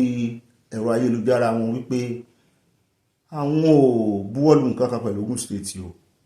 àwọn ò establish nǹkan kan àwọn ò tiẹ̀ sọ̀rọ̀ jà bẹ́ẹ̀ o exploration làwọn lọ fún o àmọ́ wá explore ni tẹ́yìn náà ò bá ní intention àti kówó wá Nàìjíríà wà dókòwò bó lẹ́sẹ̀ wá ní ẹ̀kan wá explore àwọn èèyàn wá sọ fún mi pé wọ́n ṣe nìyẹn tán bá fẹ́ dókòwò kó wá sí nǹkan wọ́n á wá mójú wọ́n á wá fojú wo wọn lẹ̀ wọ́n á wò pé ṣé àwọn lè kówó wá kí wá ní tìjọba Ogun State náà tán sọ wípé multi-million-dollar dairy factory pé ọ̀rọ̀ tí ń lọ lọ́wọ́ táwọn yẹn sì jáde báyìí tán ní ọ̀rọ̀ kankan ò lọ lọ́wọ́ àwọn kan wà explore ni ó sì ṣeé ṣe kó jẹ́ pé Nàìjíríà nìkan kọ́ náà wà wọ́n lè ní other options ní location wọ́n lè lọ sí Sierra Leone wọ́n lè lọ sí Burkina Faso wọ́n á fẹsẹ̀ kan yà ní gbogbo location tán ti highlight wọ́n á wá wo pros and cons wọn pé èwo ni ìgbà míì wọ́n máa ń lo kíní tá a sọ lọ́jọ́ sí tá a pè ní SWOT analysis wọ́n máa ń lò wọ́n á wo gbogbo kùdìẹ̀kùdìẹ̀ wọ́n á wo advantage wọ́n á wo location wọ́n á wo oríṣiríṣi nǹkan wọ́n níyẹn làwọn wá ṣe àwọn ò tiẹ̀ tí ìmẹ́nu lé ọ̀rọ̀ pọ̀n fẹ́ kọwọ́ bọ àpò òṣùra làwọn èèyàn bá ti ń fún Ogun State ní gbàgbọ́ ẹ̀yin ọmọ Ogun State ẹ wá gbèjà gómìnà yín o ilé ìlágbára ṣùgbọ́n nígbà tẹ́mi ti rí tí wọ́n ti fẹ́ mọ́ sọ́ di ìjà politics tó ti ní ẹ bá rí kọ́mẹ́ǹtì àwọn èèyàn sọ kò bá kún gbé ọ̀rọ̀ sí i ṣé ìṣe bọ̀dá iná ló jáde lọ́jọ́ sí tán ní fáàmù kan kìíní kan táwọn kówó fún táwọn onífáàmù jáde pé wọ́n kàn wá bá wọn lálejò ní o wọ́n wá wo fáàmù àwọn ní o wọ́n sì béèrè lọ́wọ́ àwọn pé sàn lè ya fídíò àti píkṣọ àwọn sì ní àìjà bàtà wọn ò fi jí lọ́jọ́ kejì náà bá nú ìròyìn wípé in collaboration with Ogun State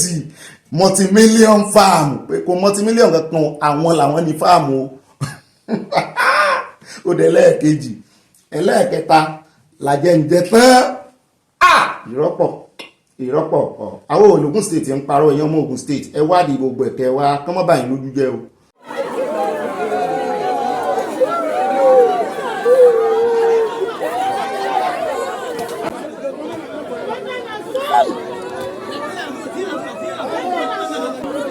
nínú ìròyìn táwọn fi káde ti abala sanáwọlé ńlẹ̀ òun náà lẹ ti ń wòye Imo làwà yìí o ẹ̀jẹ̀ lẹ́rí tó kí pọ̀kìtì ńlẹ̀ yẹn aṣọ di white ni a lè fi hàn yín níbi tán ti sọ pé àdó olóró kan tán máa ń pè ní mines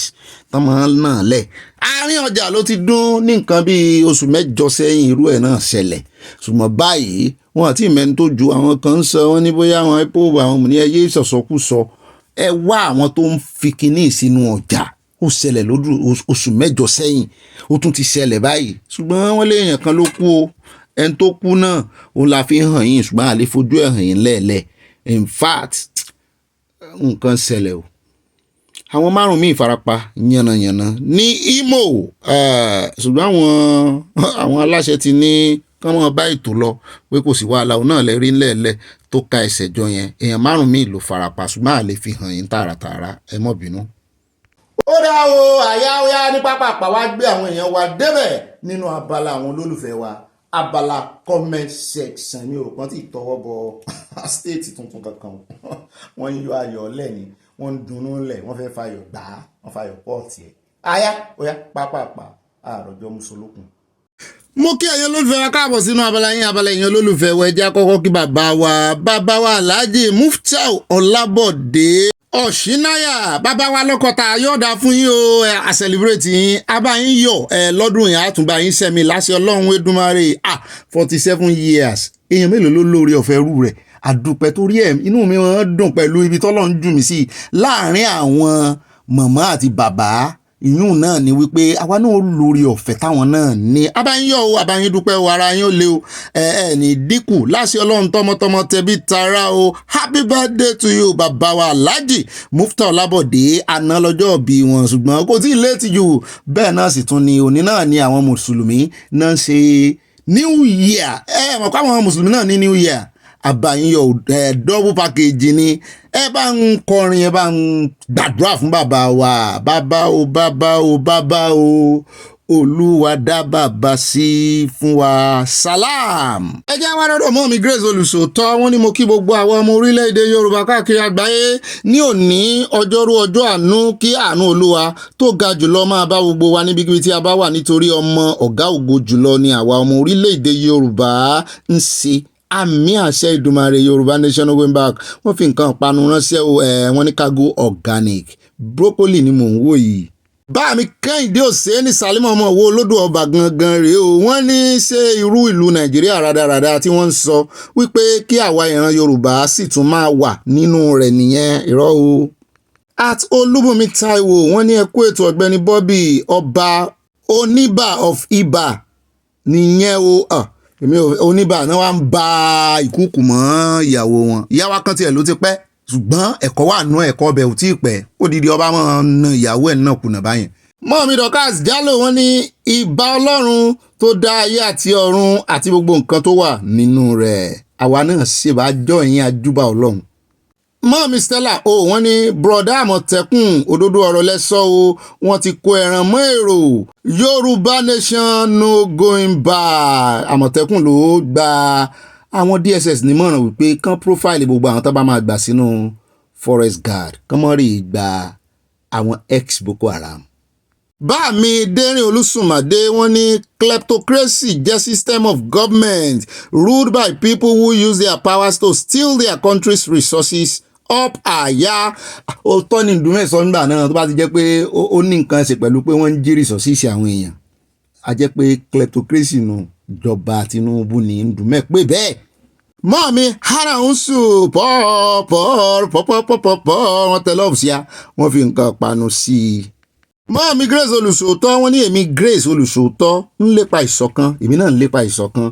ó sì máa lépa àlàáfíà àti ohun gbogbo tí ó dára ní ti orílẹ̀-èdè Yorùbá tiwantiwa nítorí ìrọ̀rùn igi òun náà ní ìrọ̀rùn ẹyẹ o tí ó bá bà lè lórí. bá mi dẹ́rẹ́ olùsùnmọ̀lẹ́ wọ́n ní ẹ̀ka àlẹ́ Ọ̀gbẹ́ni Bobby Àtíkù tí wọ́n rọ̀ lóyè yìí ṣé kìí ṣe pé gómìnà yìí náà ń bọ̀ ní APC ní o Yorùbá nation forever ó ń jọ bẹ́ẹ̀ o gbogbo ọ̀nà náà fẹ́ fi dé pẹ̀lú Àtíkù wọ́n fẹ́ yẹ̀yẹ́ ẹ̀ ni ṣùgbọ́n Àtíkù tèmi rí yẹn kò ṣe kò gbà. a ti dé ọ̀dọ̀ bá mi Fọlọ́runṣọ́ta nímọ̀lá wọ́n ní Ọ̀gbẹ́ni Bobby ògbóǹtarìgì ọba ìròyìn ọlọ́mọlé amúlòdùn ẹkú ètò akọni wáyé àti wọn lámọ̀ rí àánú Olúwa yóò mọ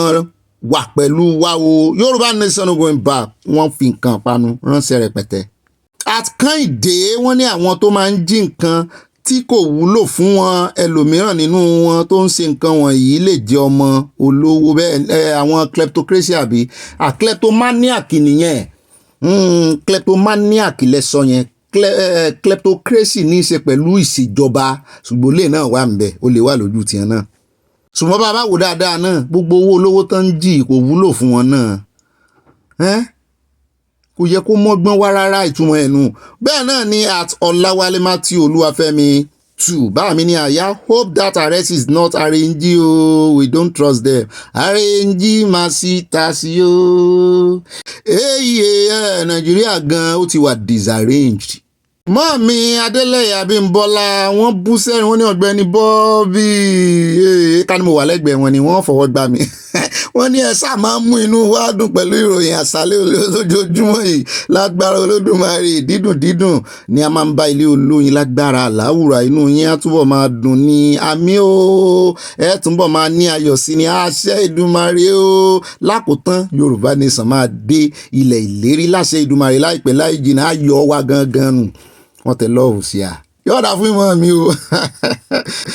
Fẹ́mi Ayétiwa wọ́n ní thanks Ọ̀gbẹ́ni Bobby some Ọ̀yọ́ Yorùbá are not smart enough to be claiming they own Yorùbá every dialect of Yorùbá has ownership bẹ́ẹ̀ ni claim on Yorùbá bíi ti Ìjẹ̀bú Ìlàjẹ Ẹ̀gbá Ọ̀yọ́ Ọ̀wọ̀ Ìbàdàn Ìjẹ̀ṣà àwọn èèyàn gan tó ń sọ Èkó ní ìsìn àbí Ọ̀yọ́ náà ló lè kó ẹ̀wọ̀n ìjà dá wàhálà alẹ́ kò sí mídẹ̀mídẹ̀ nú Ọ̀yọ́ àwọn tó ń ṣèkó gan pọ̀ bẹ́ẹ̀ náà ni ẹjẹ́ adé ọ̀dọ̀ Adémọ́lá Samuel bá mi ní Sir Bobby ìbá oníròyìn òtítọ́ a máa júṣe fún ìwọ àti àyà mi ò bá mi ò wọ́n tẹ lọ́ọ̀fù sí gbogbo àwọn olóṣèlú tí wọ́n ti bà Nàìjíríà jẹ́ wọ́n tún kóra wọn jọ pé wọ́n fẹ́ dá ẹgbẹ́ ADA sílẹ̀ ADA wọ́n ní kò ní tutù fún wọn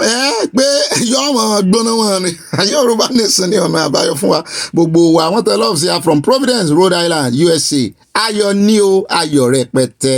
At Mọ́mí Debbie Ajéwọlé you are precious to me kí n kọ́kọ́ sọ ọ́ lẹ̀ wọ́n ní precious ó bí ẹkú iṣẹ́ o kò ní rẹ̀yìn o ní agbára Ọlọ́run àmì àtẹ̀yìn náà only Naija ni unknown person ti ní property gbájú ẹ̀ gidigidi ẹ̀yìn náà rí lánàá police officers have become celebrities in Nigeria they are always on TV camera abẹ́ẹ̀rẹ̀ ojoojúmọ́ ní camera mú Ọlọ́run ló ní wọ́n ṣe fóònù. Help us, O Lord, Yorùbá nation November. Please remain blessed, O Bobby. And àyà wọn tẹ love rẹpẹtẹ ṣe ti ẹ̀rí love tẹ̀tẹ̀ àti flower yìí ó ti jẹ́ remain blessed. Mọ́mí yèyé ọba Debbie from New York, USA. Mọ́mí Dorcas Kazeem wọ́n ní ó Bobby àti àyà ìbá ìfẹsowápọ̀ ẹ wífà lejò kó lọ o ẹ ti sásáràbà gbogbo àlejò ó yá ẹ máa lọ sí ìlú yín o ẹ kúrò nílẹ̀ Yorùbá Yorùbá nation làwọn fẹ́ o ire wọn tẹ love sí àti nǹkan panu o àlejò ẹ bá ti ń lọ o torí kèrègbè tó fọ́ ó dẹ̀yìn lẹ́yìn odò kèrègbè yín ti fọ́ báyìí o ẹ mọ̀ kó aṣá yín lẹ̀kẹ́ mọ̀ lọ. bá mi Báyọ̀ Akíngbàlà wọ́n ní Ọ̀gbẹ́ni Bobby ti àìbá kéde Yorùbá nation yóò máa rọ̀yìn lọ́rùn àmì o ìtàjẹ̀sílẹ̀ láàrin àwọn ọmọ ogun Nàìjíríà ti pọ̀jù pọ̀ kí Olúwa kí ó tú àṣírí àwọn agbódegbà fún àwọn ọmọ ogun kó mọ̀ tú àṣírí wọn nìkan kó bá fìyà jẹ wọ́n wọ́n tẹ love rẹpẹtẹ sí àǹkan panu wà ń bẹ Yorùbá Nation no going back kásùn rẹ̀ ká jí láyọ̀. Mọ́ọ̀mí Victoria Bàdéjọ ibà ọkọ àwa young girls yóò dá fún ìmọ̀ mi ẹ̀kọ́ àsìkò yìí. Thanks so much for celebrating my husband's birthday on June 24. He really appreciated you even though he is a silent watcher of your program. Ẹ̀sìn púpọ̀ àdáàdì náà ń wò wá. Wọ́n ní ẹ̀sìn púpọ̀ ènìyàn lásán mi. Yorùbá Nation no going back wọ́n tẹ love rẹpẹtẹ sí ẹ o. Opportunity ta ní láti fi celebrate ara wa náà rí. At Taye Bakare, wọ́n ní Ogbeni Bobby, you are our chief anchor man. Thank you for always being on the side of the truth. Yoruba journey onwards, a brighter day. Wow. Poem ńlá lẹ́kọ̀ọ́ yìí o. Yorùbá Nation no going back. Wọ́n tẹ lọ́ọ̀fù sí a. Wọ́n pàtẹ́wọ́. Àtẹ́wọ́ wọn ṣe bí ìtàwọn alátẹnujẹ tó ń pàtẹ́wọ́ kiri fún mandate kiri Nàìjíríà ò tán àmọ́ tó kù fún wọn. Yọ̀dà fún yóò appreciate àtẹ́wọ́ yẹn. Bẹ́ẹ̀ náà ni at Owóníyì Ògúndípẹ̀. Member wa ni wọ́n ní Ogbeni Bobby always hear your ìròyìn láti Springfield, Illinois, US. Wow. Àti ní àwọn èèyàn rẹpẹtẹ ń bí nísìnyí yóò ọ̀pọ̀lọpọ̀ silent watcher nìyẹn. Yóò sì dáa fún yín bẹ́ẹ̀ ṣe ń watch silently. Silently lọ́lọ́run ó bá ń bùkún yín. Bẹ́ẹ̀ náà ni at Adédayọ̀ Abraham wọ́n ní I like your broadcast style. Which part of Yoruba land are you from? Me, I feel you are from Ikire. Gbogbo lẹ̀ nílé ọwọ́ Yorùbá ń jẹ́. Ìwọ ni yóò dáa fún ibà mi yóò yẹ yín kò ní yẹ ẹ lẹ o.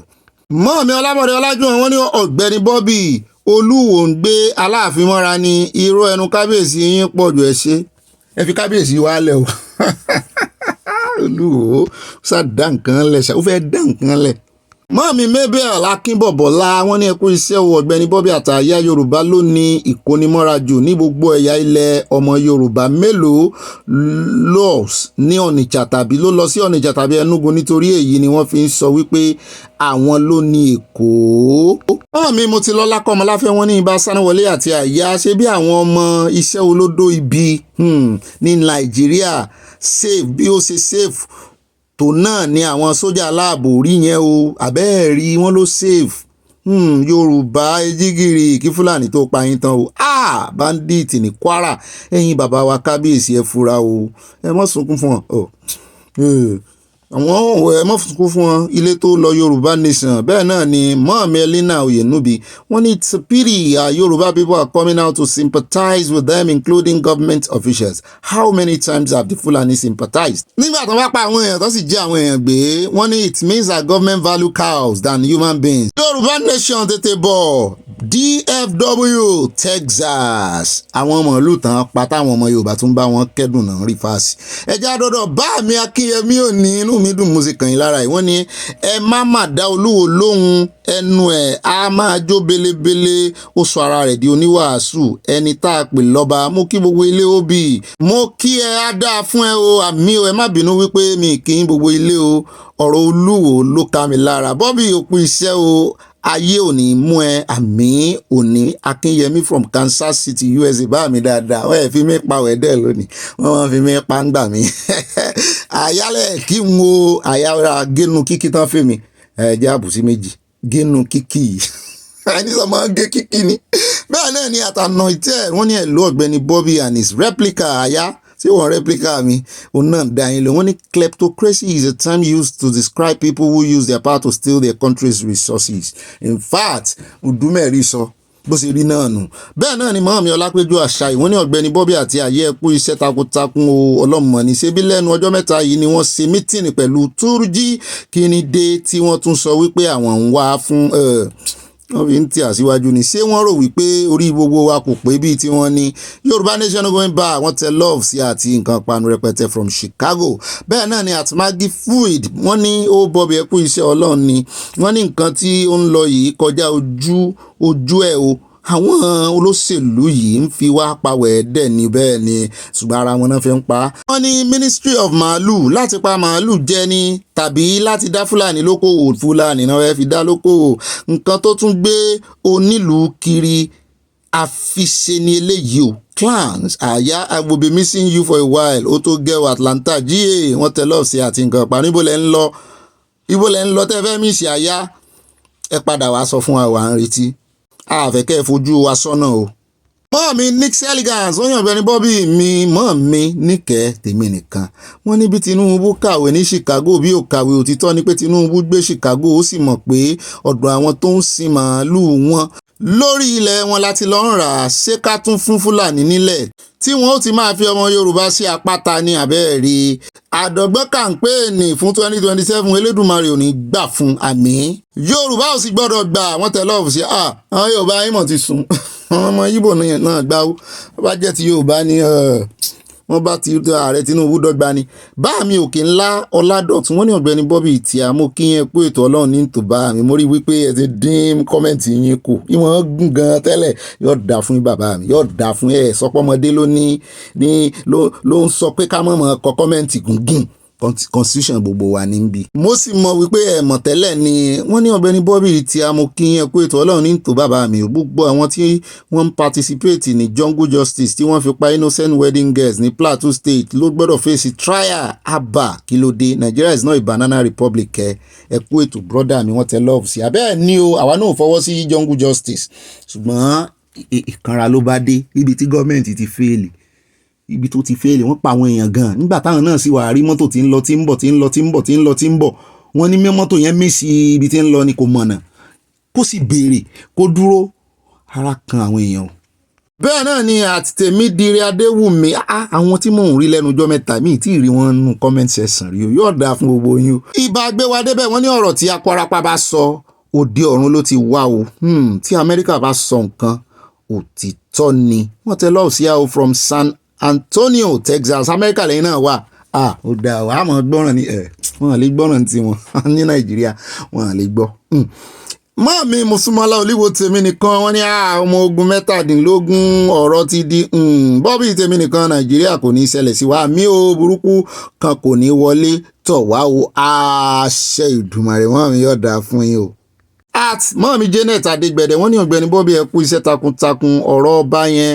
wọ́n lò wọ́n láti dàwárú ní o àwa là ní gbà ṣé wọ́n mọ nǹkan tó ń lọ ní gbogbo wọ́n wá ń ṣe játijàti kò sí nǹkan tá a fi ń pè wọ́n ní bàbá tí kò nífẹ̀ẹ́ ọmọ ẹ̀ ojú dẹ̀ ti wá jẹ́ ká jáde fún ìwọ́de Iléyá o Yorùbá nation wọ́n tẹ lọ́ọ̀fù sí àwọn fi nǹkan panu sí o. Ọmọlẹ́wà Adésọlá mẹ́mbà wa ni wọ́n ní Ọ̀gbẹ́ni Bobby ẹ kú iṣẹ́ o the Lord bless you always amen and you to Yorùbá nation ní kíákíá wọ́n fi nǹkan panu rẹpẹtẹ ránṣẹ́ mo rí kéèkì ń bẹ̀ mo rí pineapple wọ́n tẹ love sí rẹpẹtẹ mo rí wáìnì náà. Mọ́mí Tina Parker wọ́n ní with all these atrocities going on I think the best solution is to go our separate ways. ohun tó fi sú wa náà nìyẹn kò lè change situation yẹn ò lè change. àwọn oníjàdíìsì yẹn wọ́n rán wọn wá láti wá bà nǹkan jẹ́ lè bá wọn gbé pọ̀ it's as simple as ABC. wọ́n ní we are too many different languages different cultures Yorùbá nation now Bobby your commentator from Surulere cracked me up abẹ́rẹ́ I couldn't stop laughing interesting news thanks what I love rẹpẹtẹ sí mi. èmi mo ní bẹ́ẹ̀ náà ni fúláwà mi mẹ́rin wọ́n ju kíìsì. ẹ jẹ́ wá dọ́dọ̀ mọ́ mi lùjẹ̀sà Elizabeth Oníyà wọ́n ní Ọ̀gbẹ́ni Bobby ria ibà chinchin ẹ̀yin náà ti ń sọ Chinese I can't laugh alone Wike is going to pie Nigeria with all this daily drama. kí ló dé tí ẹ fi ń ṣàánú fún àwọn tí wọ́n ń pa ènìyàn rí ẹni tí ó bá fi idà pa ènìyàn wọ́n máa pa òun náà ní o. wọ́n sì ti wá pa wọ́n báyìí màálù wọn náà sì pa o tán àwọn Yorùbá tún bá wọn kẹ́dùn wọ́n ní wọn ní bá kẹ́dùn lórí ìkànnì yìí lágbára Olódùmarè àmì o wọ́n tẹ love sí from Texas Yorùbá nation no going back. bẹ́ẹ̀ náà ni mọ́ọ̀mí àárín adé wọ́n ní ẹ̀lò Mr. Bobby mo ti ń retí yín wọ́n ní kleptocracy is when government officials steal or use country's resources for personal gain rather than serve the public. Kakistocracy ìyún ni mo mọ̀ pé dáadáa when the least qualified individuals rule the country ineffective leadership ẹ kú iṣẹ́ o wọ́n tẹ love ṣe ó ti yé mi báyìí o yẹn ní kakistocracy mo rò pé formulate ẹ̀ fúnra ẹ̀ ní o nígbà tí mo ti rí kakistocracy ni wípé àwọn tí ò qualify bí ìgbà tán bá gba ọmọ ẹni tó ní ìwé ẹ̀rí WAEC sí ibi tó yẹ kán gba ẹni tó ní ìwé ẹ̀rí yunifásitì sí. Ọ̀gá mọ́mí Tóyìn Ọládọ̀tun wọ́n ní Ọ̀gbẹ́ni Bobby ẹ kú ètò the best oníròyìn tó kájú ẹ̀ àyà ń kọ́ o àyà wa àyọ̀dà fún yín Ọlọ́run ló kájú lù wá gbogbo àwọn òṣèlú Nàìjíríà gbà ní bàbá olè àwọn alátẹ̀wọ́ ìsọnù Yorùbá nation ní kíákíá o làwọn fẹ́ wẹ́rùfàì olórí àwọn báńdíìtì ó tọ́ ni wọ́n sọ bẹ́ẹ̀. wọ́n tẹ lọ́ọ̀fù sí àwọn fi nǹkan panu sí ṣùgbọ́n ó yẹ kí ìjọba Tinubu náà ti mú wáyé pé wọ́n ṣe sọ́nà lórí bẹ́ẹ̀ náà ni at end time revival wọ́n ní ibà ganu sí mò ń ganu sí lọ èmi ò gbá mú ìwà gbọ́ o jìbìtì ọlọ́pàá pọ̀ ìdí nìyí tí wọ́n fi ń wọ camouflage aláwọ̀ dúdú àti funfun aṣọ àrékérekè ní láìbẹ̀sì já wá sí wọ́n bú sẹ́rin ayọ̀ wọ́n fi nǹkan panu ránṣẹ́ bẹ́ẹ̀ náà ni wọ́n tẹ lọ́ọ̀sì bàbá wa Fẹ́mi Lóyè from Maryland USA ẹ jẹ́ wá tara ṣàṣàkàdé ọ̀dọ́ bá mi Lámìdí wọ́n ní òmìnira ni no going back Yorùbá nation ni àwa kóòtù òjìrè ń fẹ́ gbogbo alálẹ̀ ẹ pé Tinubu kí ó fi Yorùbá lọ́rùn sílẹ̀ o. At Hope Alive with Evangelist Olúbùnmi mọ́ mi ní kleptocracy olè àfọwọ́rá owó nínú ìjọba klepto means thief olè while crazy means rule. This means rule by thief. They are thiefing using their offices or authority to enrich themselves through embezzlement, bribery and other corrupt practices. In fact ẹ̀yin ilé ṣọ́ra ẹ bá ń sámọ́ mi látẹ̀wọ́ mọ́ mi rí scott àdìgún wọn ní ibà ìlú Fẹ́mi Lóyè ọ̀dà fún yín o orúkọ bá mi kan nù mo sì ka kọ́mẹ́ǹtì wọn tán ni wọ́n ní olóyè tó pọ̀ rẹpẹtẹ ọkọ̀ àwa òpèké mo ń jẹ́ mọ́ mi o abẹ́rẹ́ rí nǹkan báyìí wọ́n ti fẹ́ sọ Nàìjíríà di Miami ní US wọ́n ní láti wú àwọn ológun olóró yìí ní gbòǹgbò ní o otherwise Obi ìran ọ̀gẹ̀dẹ̀ kì í sunkún àti dẹ̀dẹ̀dẹ̀dẹ̀ ẹ kò nù mo fi ẹ kò sí àjíǹde ara máa jẹ́ ti yín àti gbogbo wa lórí ìkànnì yìí àmì ọmọ inshallah àmì kùndùzì Paul wọn tẹ lọ́ọ̀fù sí abájọ ọ̀gẹ̀dẹ̀ yẹn sẹ́ yé mi ní ó dẹ̀dẹ̀dẹ̀ wá ó dẹ̀dẹ̀dẹ̀ ká máa sáma mílíkì ẹ máa jẹ gbádùn salam akọ́dún akúyèdún o happy new year ọdún mùsùlùmí òní ló bẹ̀rẹ̀ ó dá àwọn ẹja tẹ ìwájú lọ́dọ̀ bàbá mi Táyọ̀ Àjàyí láti dúró báyìí ó yẹ gbé nǹkan tẹ́ fẹ́ fi ṣe wá lálejò jáde wọ́n ní Ọ̀gbẹ́ni Bobby gbogbo ìgbà tí ó bá kọ orin anthem Yorùbá ó máa ń rán mi létí nípa gómìnà Akérédolú ti ìpínlẹ̀ Ondo nígbà tí ó wà láyé kò ní sọ̀rọ̀ kankan ní ètò kankan títí tí wọn yóò fi kọ orin náà he believed in Yorùbá race bẹ́ẹ̀ ni wọ́n yọwọ́ kí láǹkó bàbá yẹn láwo ni I want to believe that. wọ́n ní gbogbo àwọn olóṣèlú nínú ẹgbẹ́ APC kò ní àánú àbí ìtàánú wọ́n sì ti fi orílẹ̀-èdè sínú ìṣòro ire o from Calgary Canada. At Bisola Elias mo tún ṣe rí mẹ́sẹ̀gì ni o wọ́n ní eyín rẹ̀ ò sí ní yọ àyá wọ́n ní kleptocracy are all our leaders wọ́n bú sẹ́yìn family of Ali Baba and 40 thieves they are jan koríko tìfitìfi wọ́n tẹ lọ́ọ̀fù sí ayọ́dà fún yín. mọ́ mi ọmọlára wọn ní sábọ́bí ìbá oníròyìn àtàtà fún Yorùbá Nation káàvàtà kí àwọn àdúgbò ibi tí Olúkòso ti sọsẹ́ má ṣe ṣàsùnpara rárá nítorí pé àwọn Fúlàní wọn ò lẹ́mìí ìdáríjìn Ọlọ́run yóò gbà lọ́wọ́ wọn òmìnira fún CSI ṣe pàtàkì bẹ́ẹ̀ ni o Yorùbá Nation going back kiri wọn tẹ lọ́ọ̀fù sí a láti Canada CSI is not a criminal ẹ filẹ̀ ẹ jọ̀wọ́ rẹ̀ ní kíákíá. mọ́ọ̀mí Modinat Solomon wọ́n ní wọ́n ń pa eṣinṣin òkè àwọn tí ń pàtẹ́wọ́ wọ́n ń pa eṣinṣin ọdẹ ni ẹ̀ẹ̀kan jù sẹ́nu bó ṣe ń pa àwọn aláfẹ́wọ́ òfò. ẹjẹ́ àdọ́dọ̀ mọ́ọ̀mí Adéyínká Cecilia Ọ̀sánnáwọ̀ wọ́n ní Yorùbá kò ní sọ̀rọ̀ tí wọ́n bá sọ̀rọ̀ brọ́dà àwọn Tinubu yóò nà wọ́n Yorùbá Nation now torí ẹ̀ náà ṣe gbẹ́nu wọn falágbàfọ̀ àwọn Ìgbò ń sọ tiwọn ní ìsìn pé kán mọ́ gbà kan kó màálù àbí kán fún wọn nílẹ̀ pé kán mọ́ fi sin màálù wọ́n fẹ́ dọ́gbọ́n gbalẹ̀ ni àwọn Yorùbá ń wòran ó dáńbà ìjà dọ́dọ̀ àti Michael Junior wọ́n ní èmi ni tí ó ń ya Michael ọ̀sán náà hallelujah láti Sùúrùlérè ẹ̀sìn wa màdírẹ́sì yìí dáadáa ibà agbọ́n má bí wọ́n ọ̀rọ̀ bàbá Tinubu ti sú gbogbo àwọn ọmọ Nàìjíríà pàápàá àwọn ọmọ Yorùbá tí bàbá Tinubu bá sọ fún Sunday Igboho wípé máa bọ̀ wá sí Nàìjíríà bàbá ta ló fẹ́ mú wọn sí i kò sí kọ̀ọ̀kan tí jẹ́ sí wọn lórí ni yóò sì ṣẹlẹ̀ torí Sunday Igboho kì í ṣe ọ̀daràn ẹ̀túlẹ̀ o. ó yá àwọn ẹ̀ka àbọ̀ padà o àyà you are welcome mo sì bò sáà àyà adúpẹ́ lọ́wọ́ Ọlọ́run ẹ jókòó déédéé ẹ jókòó dáadáa ẹ wá nǹkan panu ti lẹ́gbẹ̀ẹ́ o kọ́lọ́n tún wá fúnra ara rẹ̀ gbé wa débẹ̀ èèyàn kan ò lè gbé èèyàn kan dé anywhere ó gbó bọ́sọ̀ tá ti mẹ́nu bà láwà àmọ́ lọ báyìí àmọ́ èèyàn náà àmọ́ ṣe justice sí ńkọ̀kan èjèèjì ṣe ti wá nǹkan panu àti nǹkan olómi tútù kẹ́ ẹ mọ́ fi rẹ̀ ń gbẹ kẹ́ ẹ mọ́ fi nǹkan panu pọ́ọ̀tì ẹ lè jẹ fúrúùtù náà kémi wá ẹ jókòó déédéé ẹ jókòó dáadáa yìí ni kẹ́ ẹ jókòó èmi lè nà rò torí èmi ni mo fẹ́ mọ nǹkan sójú bọ́ọ̀dù báyìí. alákọ̀ọ́kọ́ tá a kọ́kọ́ kọ́ ń bẹ̀ ẹ jáde ọ̀dọ̀ ààrẹ Tinubu ọ̀dọ̀ wọn la kọ́kọ́ ń lọ níbi tán ti ganu sí máìkẹ́ kọ́kọ́ bá ń tẹ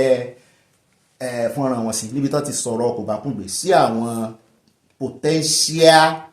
president lọ́la ìkànnì wọn ni ó ṣàjẹ́ wọ́n ṣàfẹ́ lé ààrẹ Tinubu kúrò wọ́n ní IDP ni wọ́n rí lẹ́gbẹ́ wọ́n wà displaced ìtumọ̀ ẹ̀ náà nù mo wá fàsìkò ìdúpẹ́ lọ́wọ́ gbogbo ẹ̀yin tẹ́ ẹ tú àṣírí kleptocracy àti kakistocracy ìbò iná ni tẹ́ ẹ tú fún alánà tí ń dùn mẹ́sọ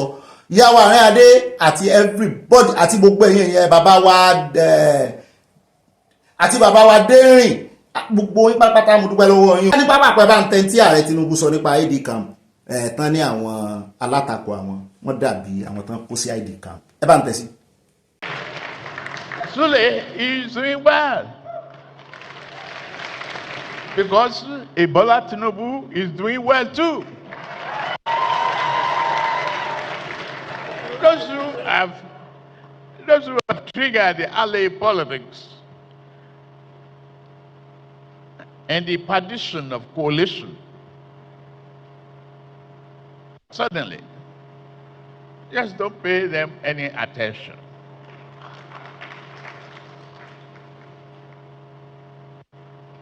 They are the political IDPs. Don't give them a home. The hope is here. Sule is doing well. We will support whatever a Governor Sule brings about to work harder for the prosperity and renaissance of Nasarawa State. That's what we stand for.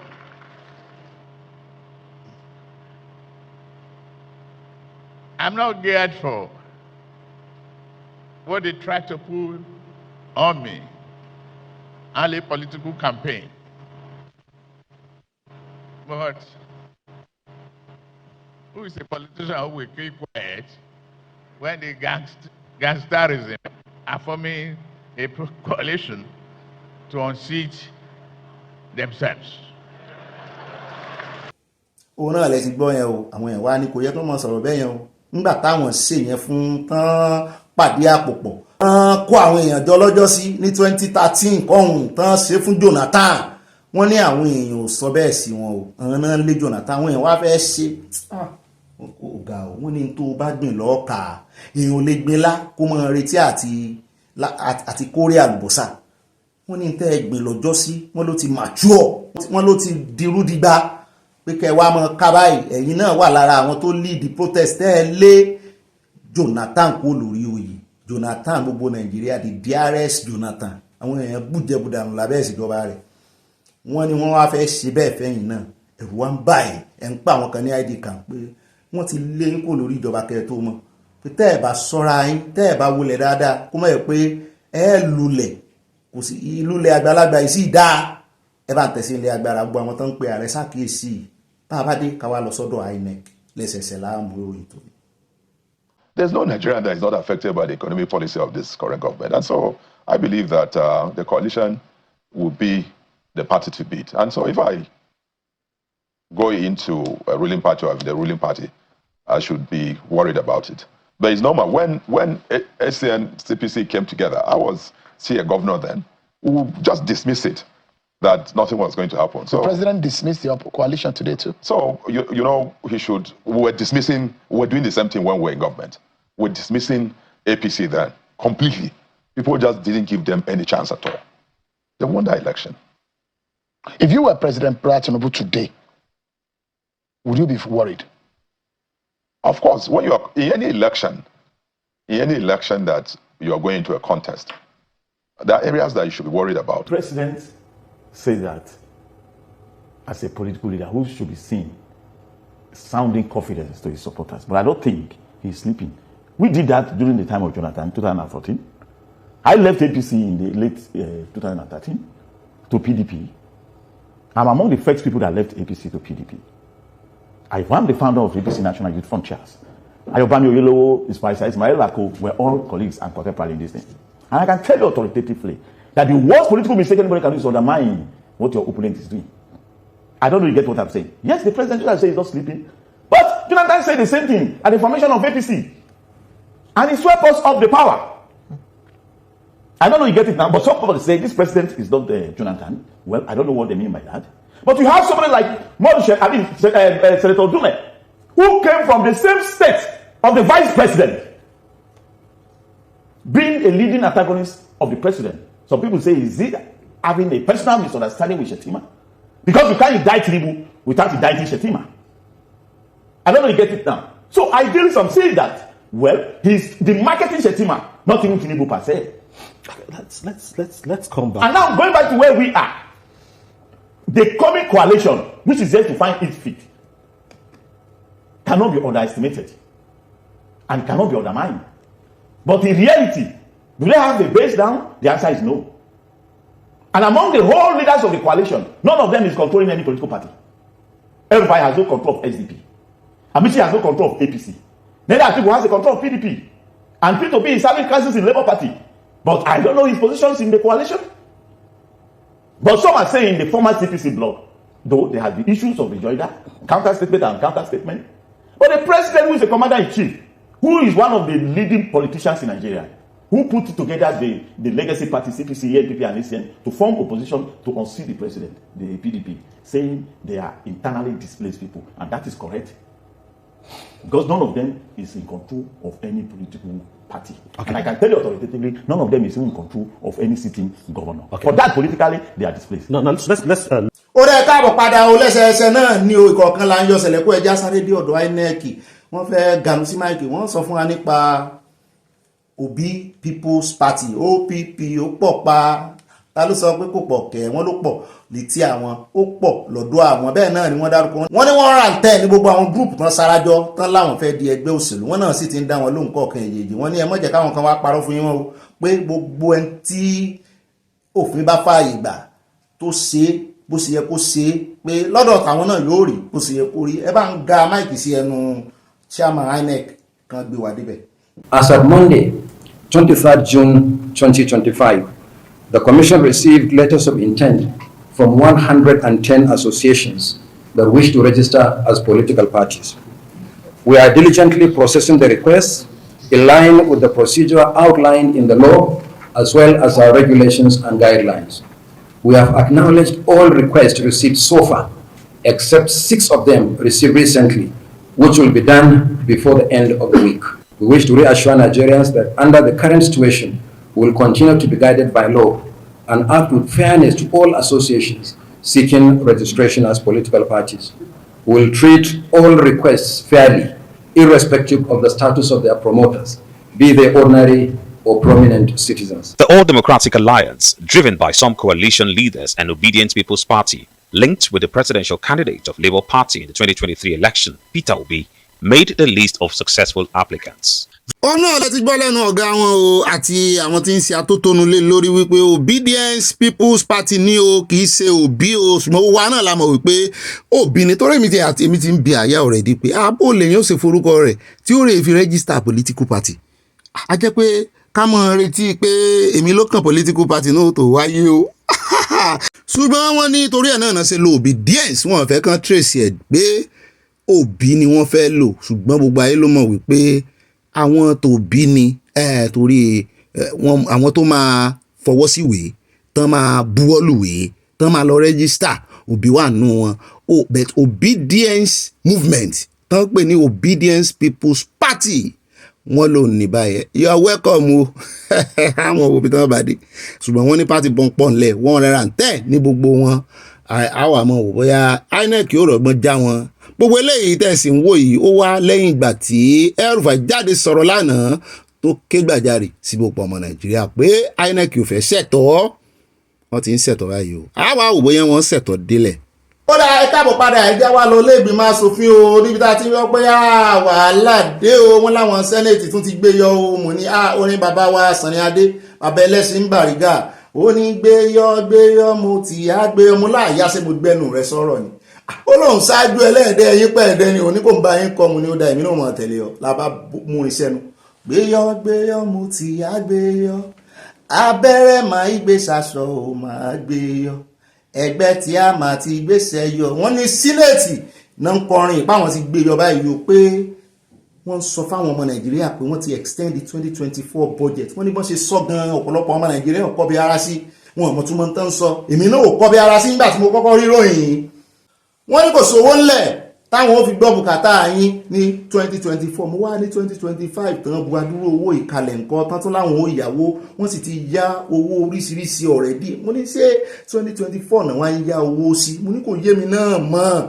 wọ́n ti sórí àkáǹtì gbogbo principal àkáǹtì tá a máa ń lò tá a fi máa gẹ̀ẹ́tì bá ṣe ń ṣe kùkẹrẹ wọn mo ní wọ́n ti sórí ẹ̀kọ́dọ̀ wọn di òye wa mọ́ n kò sì jẹ́ wípé olódòdó gan baba ńlá baba àkáǹtàǹtì ni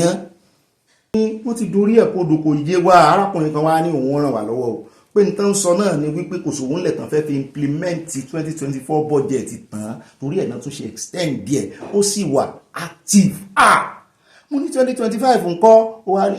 ó ní mi ò tí ì gbọ́ mo ní kíni ó lóun gan yọ gbọ́ wípé wọn àti ẹ̀ tí ì bẹ̀rẹ̀ sí implement 2025 mo ní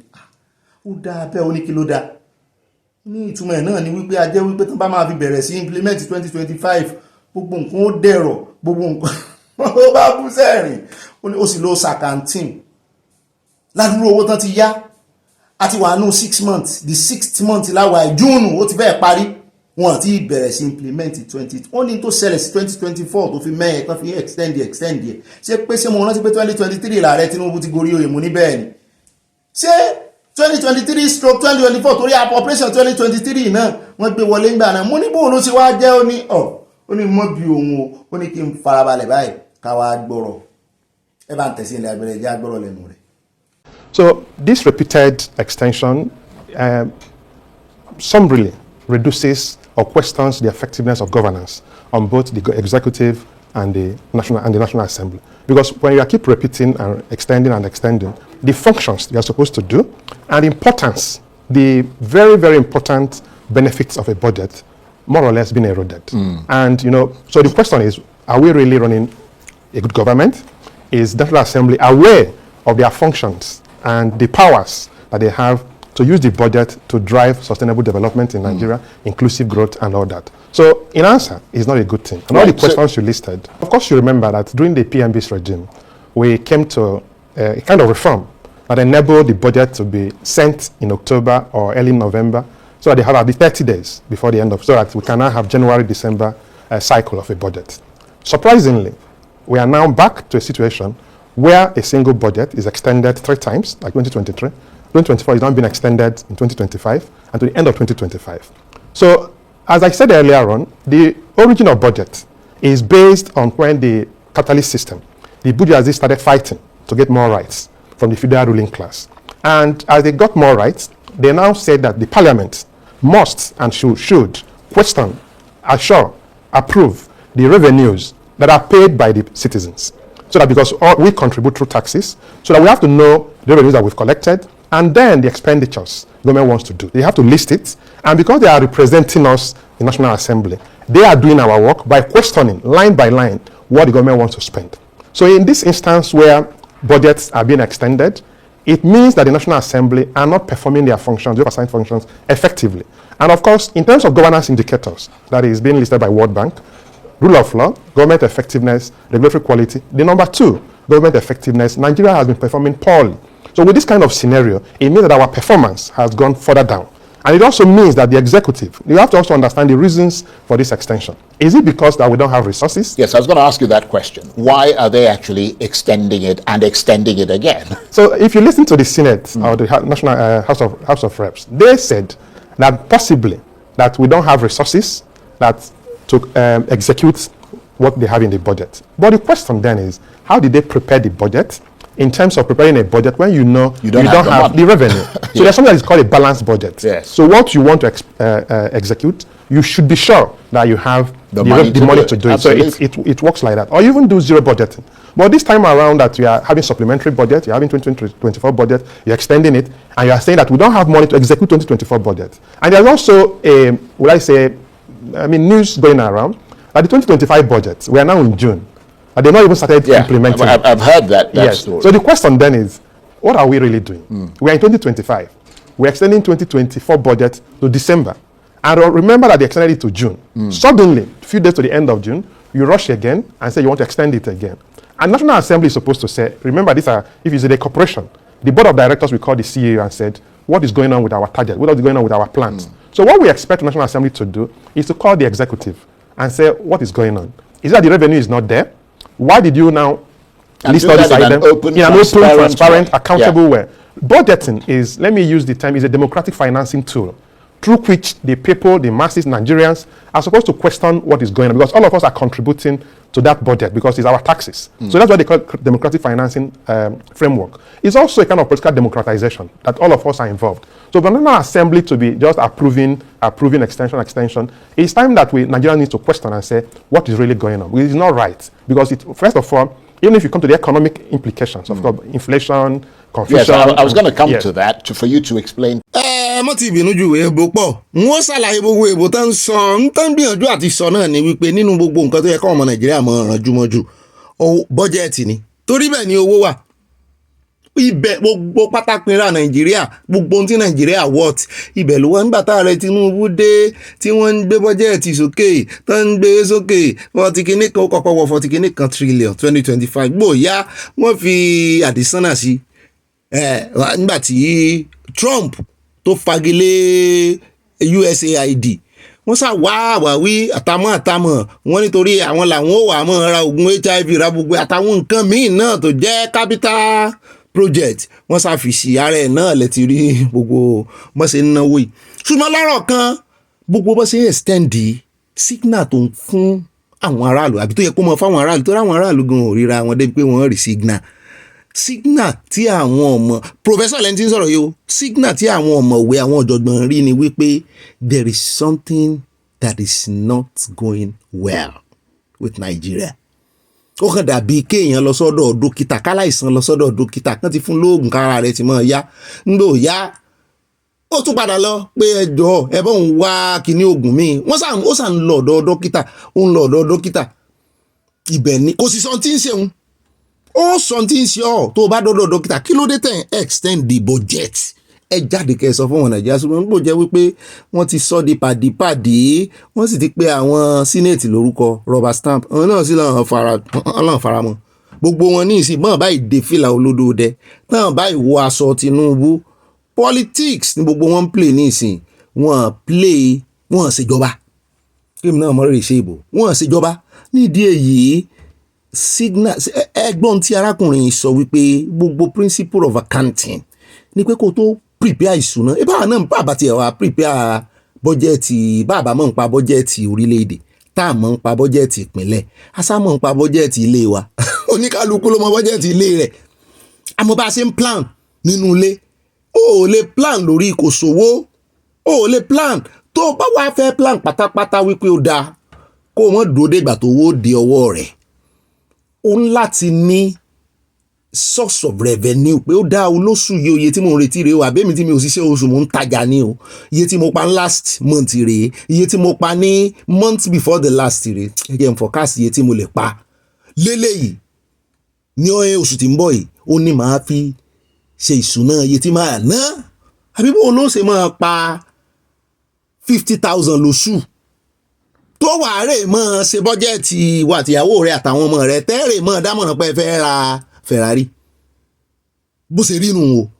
ẹ wà rè mọ́ dáfẹ́ àbí káti ẹ̀ fi mọ́ bench òun pa 50,000 lóṣù ẹ wá rè dámọ̀ràn pé ẹ fẹ́ kọ́lé sí Wuse l'Abuja ẹ dúró de ilé oníbàmbú tí gọ́ọ̀mẹ̀ntì ṣe lè rí wọ́n sì tètè mú lè ríṣẹ́ wọn náà lẹ ti rí àwọn Super Eagles 31 years ago káwọn kan ti kọ́lé oníbàmbú fún wọn láti ìgbà náà so nídìí èyí mo rò pé mo ti kógojá lórí àlàyé mi n tó fà tán fi extend n tó wá mú ọmọ extend 2024 tí 2025 sì ti wọ ìdajì eléyìí ó lè o. It shows weakness in planning. It shows weakness in execution. It shows weakness in oversight. It shows weakness in the overall governance system. Right. Because in reality, there's something that they call increasing budget. So you do 2024 budget. Right. You get to December. You assess how you've done. You now add a little bit on 2024 budget. That's why it will now be your 2025 budget. But in a situation where 2024 has finished, you are still implementing it, you announced 2025, and if you look at 2025 budget, we are borrowing so much. Yes. We borrowed before, we are still borrowing. So if you look at the way our debt is increasing, it's quite disturbing. Remember that we were told that subsidy is being removed because it will help us to save more money and execute more projects. But now subsidy has been removed. We are even borrowing more as compared to when subsidy was there. But in terms of the outcomes, in terms of budget execution, many people are arguing that maybe we are having maybe 30% or less than 30% of execution of what has actually been budgeted. So it's not good for now. As I said, it's not good for now. It's not the right way to go. But I mean, running a multi. Ohun tí Professor yìí tó wá ń ṣe àtẹnumọ́ rẹ̀ ni wípé nígbà tá ààrẹ Tinubu fi wọlé wọn tí ìwọlé tán fi yọ subsidy ó ti kọjá ọdún méjì báyìí ládùúrú iye owó tán ti pa ṣùgbọ́n nígbà tán bí wọ́n pé owó ń dá owó tẹ yọ subsidy ẹ̀ sáà ń ṣèfù owó wọn láwọn ń fi ṣe àwọn ń fi rí àwọn ọmọ Nàìjíríà ṣàpínlẹ̀ wọ́n ń pín fáwọn gómìnà pé yóò dọ́dọ̀ wọn àwọn ṣúọ̀ à ń bọ̀ lọ́dọ̀ ti Nasarawa o tó sọ wípé òun lo owó subsidy tó kan òun lò dáadáa ṣùgbọ́n promise tẹ́ ṣe fún ọmọ Nàìjíríà ni pé bẹ́ẹ̀ ṣe yọ subsidy yẹn ẹ rówó yẹ kẹ́ ẹ rówó fi ṣe bọ́jẹ̀tì díẹ̀ kó yẹ kẹ́ ẹ máa yáwó pọ̀ wọ́n wá yáwó rẹpẹtẹ mo wá ń ro ọ̀rọ̀ tí El-Rufai sọ́njẹta tó sọ wípé 100 billion naira náà yọ every month 15 months láwàá tá ààrẹ Tinubu ti ń ṣèjọba ó jẹ́ 1.5 trillion normally sì rèé bọ́jẹ̀tì téèyàn bá ń lẹ̀ ìyẹn fún ọdún tó kọjá fún irú 2024 ní ìsìn iye tí bọ́jẹ̀tì bá jẹ́ díẹ̀ lẹ́ẹ̀fikún ní 2025 kì í kàn ṣe wípé ẹ kàn gbé fígọ̀ lé láì mọ ibi tẹ́ ẹ ti fẹ́ rówó gbogbo basis táàrẹ Tinubu wá gbogbo pẹpẹ tán tẹ́lẹ̀ wípé ibẹ̀ làwọn ti rówó tí wọ́n fi ṣe àlékún bọ́jẹ̀tì bá láti 20 something trillion tó fi wọ 54 trillion ni wípé wọ́n forecast pé náírà ó ti lágbára sí wọ́n forecast wípé àwọn ó ti máa ṣe epo rọ̀bì tó pọ̀ àti pé iye tó ń ta per barrel epo rọ̀bì yóò ti lékè ń kà sí ṣùgbọ́n nígbà tí yóò fi dìbẹ̀rẹ̀ ọdún yìí ṣé ni owó yẹn já wálẹ̀ ayẹnu bí ọjọ́ méjì sí mẹ́ta sẹ́yìn ní ìsìn ó tún já lọ sókè torí ogun Iran àti Israel ṣùgbọ́n nígbà tí peace ceasefire tó ti wà ní ìsìn ó tún ti já wálẹ̀ gbogbo ń tán wá ṣe basis of forecast wọn lé lórí kò sí èyí tó dán mọ́rán ń bẹ̀ náírà sì ń jìyà lọ́wọ́ dọ́là ń jìyà lọ́wọ́ euro ń jìyà lọ́wọ́ pounds ẹgbọ́ gbogbo option tán wá ní ìsìn ni pé wọ́n ń yáwó iye tẹ́ ẹ wá ń save lórí subsidy kí lẹ fi ń ṣe ẹlẹ́ǹkó fáwọn gómìnà ó dá kí làwọn gómìnà ń ṣe láwọn ìlú wọn sàn náà fẹ́ bá federal ṣe capital project ẹ sì mọ bí Wike ṣe ń náwó ń tiẹ̀ à ń bọ̀ ń bẹ̀ ẹ jẹ́ àpò lọ́dọ̀ máyìn kọ́mọ́ gba táìmù wájú. mo bá ní ó dá owó ti yé mi ó ṣẹ̀ṣẹ̀ yé mi ní o mo ní ó ṣẹ̀ṣẹ̀ yé mi ní o pàgídàrí ìgídá pàgídàrí ìgídá ọmọwé tribe wọ́n bá wa ṣe justice sí dáadáa a jẹ́ pé kò sí káàṣì ńlẹ̀ ní o káàṣì yìí sọ̀wọ́n tí ìmọ̀ tẹ́ wọ̀ Nàìjíríà ẹ jẹ́ àpò ń bẹ́ o ká tó lọ sọ́dọ̀ bàbá tó ṣàlàyé gbogbo ọ̀rọ̀ tán sọ wípé bàbá Ọbásanjọ́ kọ sínú ìwé wọn torí a pè díẹ̀ ń bẹ́ ẹ jẹ́ á dé ọ̀dọ̀ ààrẹ Tinubu náà a gbọ́ pé wọ́n ti tọwọ́ bọ àwọn reform fún tax ó ti di òfin báyìí finally ṣùgbọ́n lára àwọn àbádòfin tán kó sórí tébù ààrẹ tán láàrẹ tán kọ̀ láti buwọ́lù ó náà ní ti òfin ti NDLEA ẹjẹ́ ń kà sí ilé tí ebola kà ṣùgbọ́n a mọ̀ ṣe atótónu díẹ̀díẹ̀ sí Yorùbá wọ́n ní President Tinubu wọ́n ní wọ́n ti withhold wọ́n ní wọ́n ti kọ̀ láti tọwọ́ bọ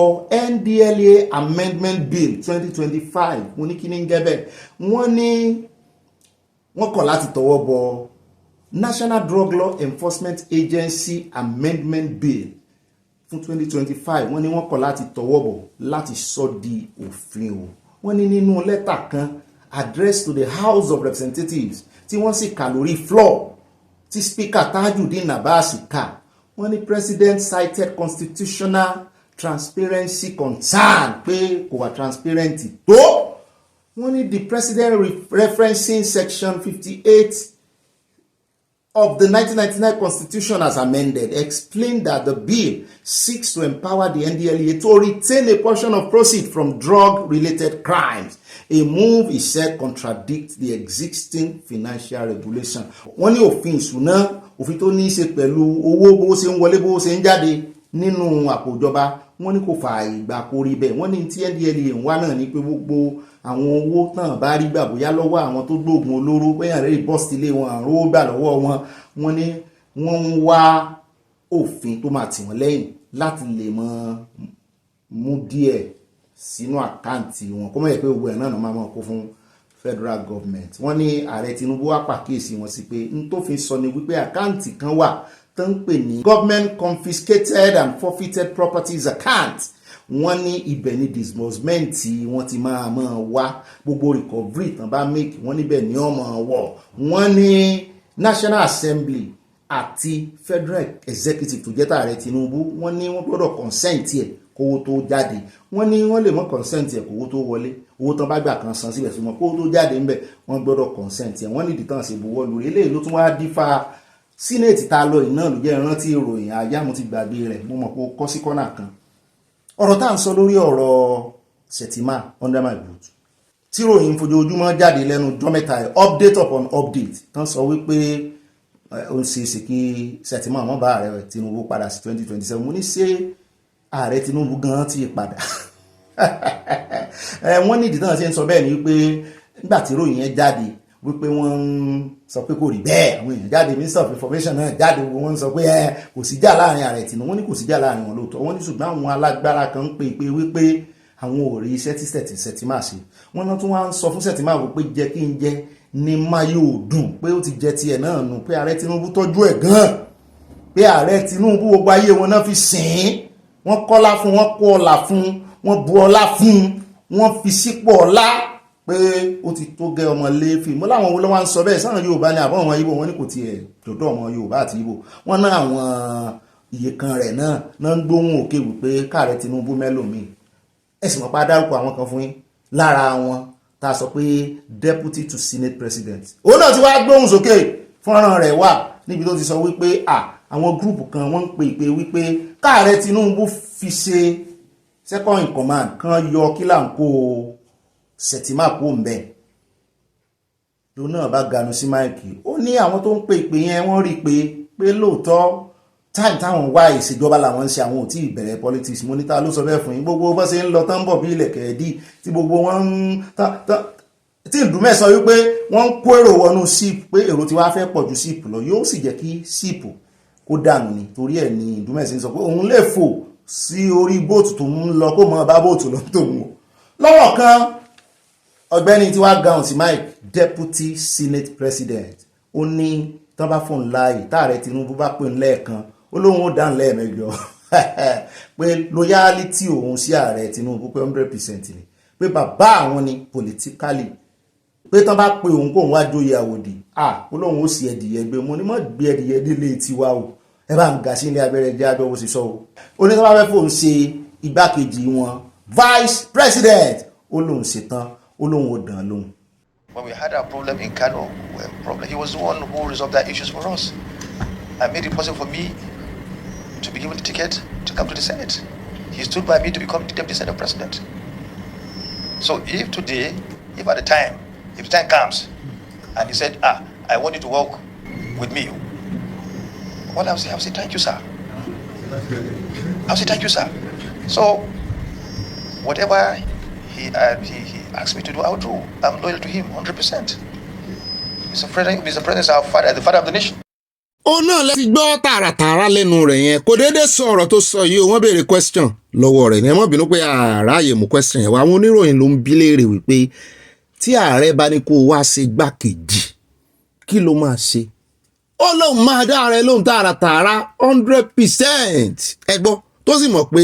ọmọ Haúsá mi ló wá mi bó tẹ̀ jẹ́ pé kì í ṣe jurisdiction kan náà ti jọ wá. Ó lóun máa dá ààrẹ ṣùgbọ́n jurisdiction tí kinní ti wá tí Shettima ti wá èèyàn mélòó gan ló ń dìbò fáàrẹ Tinubu ń bẹ àti wípé tí insecurity ń fojú wọn rí ń bẹ. Òun ló fẹ́ dá wàhálà alẹ́ lẹ́nujọ́ mẹ́ta yìí o tí wọ́n ṣe rally lánàá ṣe àbí kí náà rè ṣe ń bẹ̀ tí wọ́n dárúkọ Shettima mọ́ ààrẹ Tinubu tán ju àga lura wọn tán fẹ́ fi agbádá wọ́ Shettima ṣubú mo ní Shettima Ganduje kò sí Shettima ń bẹ̀ wọ́n fẹ́ fi agbádá wọ́ Ganduje ṣubú. Ẹ wá rí gbogbo signal tá a rí ó ti wá ń wá sí ìmúṣẹ ń tó mú Senate President Deputy àbí kí n kúkú tún pé Deputy Senate President tó fi ń sọ wípé bí bàbá òun bá pe òun lẹ́ẹ̀kan ó lóun ó jẹ níhò lẹ́ẹ̀mẹjọ wípé 100% lawyer lòun wà ó lóun ló sì ràn lọ́wọ́ tóun fi débi tóun dé lónìí òun ló ràn lọ́wọ́ tóun fi dìyàn ààrẹ Tinubu wọn àti ìdí president ńgbà náà tí wọ́n fi dìbò fóun ní senate ní jurisdiction ní constituency òun tún dé senate òun tún dé ipò igbákejì túmọ̀ ẹ̀ náà ni pé òun ní nọ́mbà irọ́ kò ní nọ́mbà ó ní nọ́mbà ṣùgbọ́n yóò sáwà láàrin àwọn top 10 tó bá ń kàlé ní èjì òun náà wá ó ń ranjú mọ́ nọ́mbà 2 báyìí kẹ́ ẹ bá mọ̀ pé Shettima dáràn haúsá làwúsá ọmọ mùsùlùmí sì ní eléyìí náà so kò sáwàwí pé muslim ticket rọ àwọn náà mọ̀ bára wọn jà wọ́n mọ̀ fúnra wọn lóògùn yẹn mo sì mọ̀ pé ń tà rẹ̀ ó ṣe ń bẹ̀ ibi tó sì ti wá èrò pọ̀ tó ń dìbò ń bẹ̀ ju Borno lọ ilẹ̀ haúsá tó ń ti wá a fi wọ́n pa wẹ̀dẹ̀. ó rẹ̀ káàbọ̀ padà o wọ́n ti fi ìṣèjọba wọ́n ti pàtì sẹ́gbẹ̀ kan politics náà ń play fún ọmọ Nàìjíríà náà sì fi ń play politics. ẹ jẹ́ wá sáré dé ọ̀dọ̀ arákùnrin kan ká tó lọ sọ́dọ̀ bàbá tán mẹ́nu lé ọ̀rọ̀ Ọbásanjọ́ ẹ jẹ́ àdọ́dọ̀ arákùnrin kan tó dọ́gbọ́n tẹnu àbùkù bá iléeṣẹ́ ológun pé ẹ lè sí ẹtù lásán ẹ lè dá sí ẹ sì fẹ́ àwọn Boko Haram tẹ́ sì lé kiri àwọn tó ń gbébọn lé wọn lọ́wọ́ àwọn Arab nǹkankan àwọn dọ́gbọ́n dárúkọ Iran nǹkankan náà wọ́n ní ọ̀pọ̀lọpọ̀ ẹ mọ̀ pé Israel fún Nàìjíríà ní intelligence wọ́n dárúkọ Palestine náà sí wọ́n lọ́pọ̀lọpọ̀ àwọn yẹn ń ṣe nǹkan ìjà olóró nítorí ẹ̀ lọ́wọ́ wọn fi ń lé ẹwọ́ àdúró àwọn ọmọ ológun tán pa lánàá ẹ bá ń tẹ̀sí ilé abẹ́rẹ́jọ́ fẹnu ara rẹ̀ sọ torí ọ̀rọ̀ ètò ààbò àwọn ọmọ kankan pa rẹ̀. What is stopping us from creating our own homegrown local defense industry? Because it's also part of the problem is equipment. In one of the operations I don't want to mention, there was no communication because the terrestrial network was not available. You see, if you say, for example, you take a Super Tucano, you fire one precision-guided missile that costs you $100,000, how many of such can Nigeria afford to deploy? What is Iran doing? They take a model of the Soviet armament that they have, they backward engineer, create local capability, and they can maintain supply. How did China get to where it has gotten to? It's taking some part of armament from the US and Russia, and they've done some backward integration, and they can achieve some self-sustenance. Nigeria can't even provide even just rounds for AK-47s. We're not sufficient in that. And then we are talking about small skirmishes. What about the cooperation that we have? I know that they are listening. We must deregulate DICON, like the telecom sector, to bring in local funding, because it takes private sector to fuel innovation. Globally, state corporations cannot fuel the innovation that we need. We are seeing some good progress with Trackforce, with Innosim Motors. At least they are beginning to export. Nigeria is exporting some vehicles, but not as complex as we should be. We're talking about a domain of war where drone warfare is now a priority. What are we producing in that space? You talked about intelligence and surveillance. There's ISR, intelligence, surveillance, and reconnaissance. You see, the bigger problem for our military when they go out on fighting operation is that they are fighting blind. They don't have eyes in the sky. We've not yet perfected the art of combined arms warfare. We are still morphing,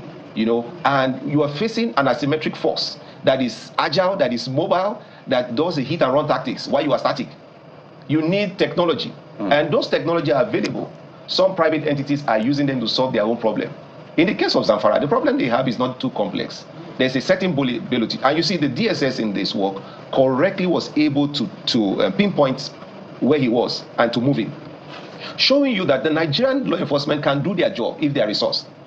We've seen the law enforcement pick up Evans in a very complex operation that took months. You see, but logistics is also a bigger problem. So it's not that we cannot do the job, and I agree with you, Kyle, that it's not that the military cannot do its job.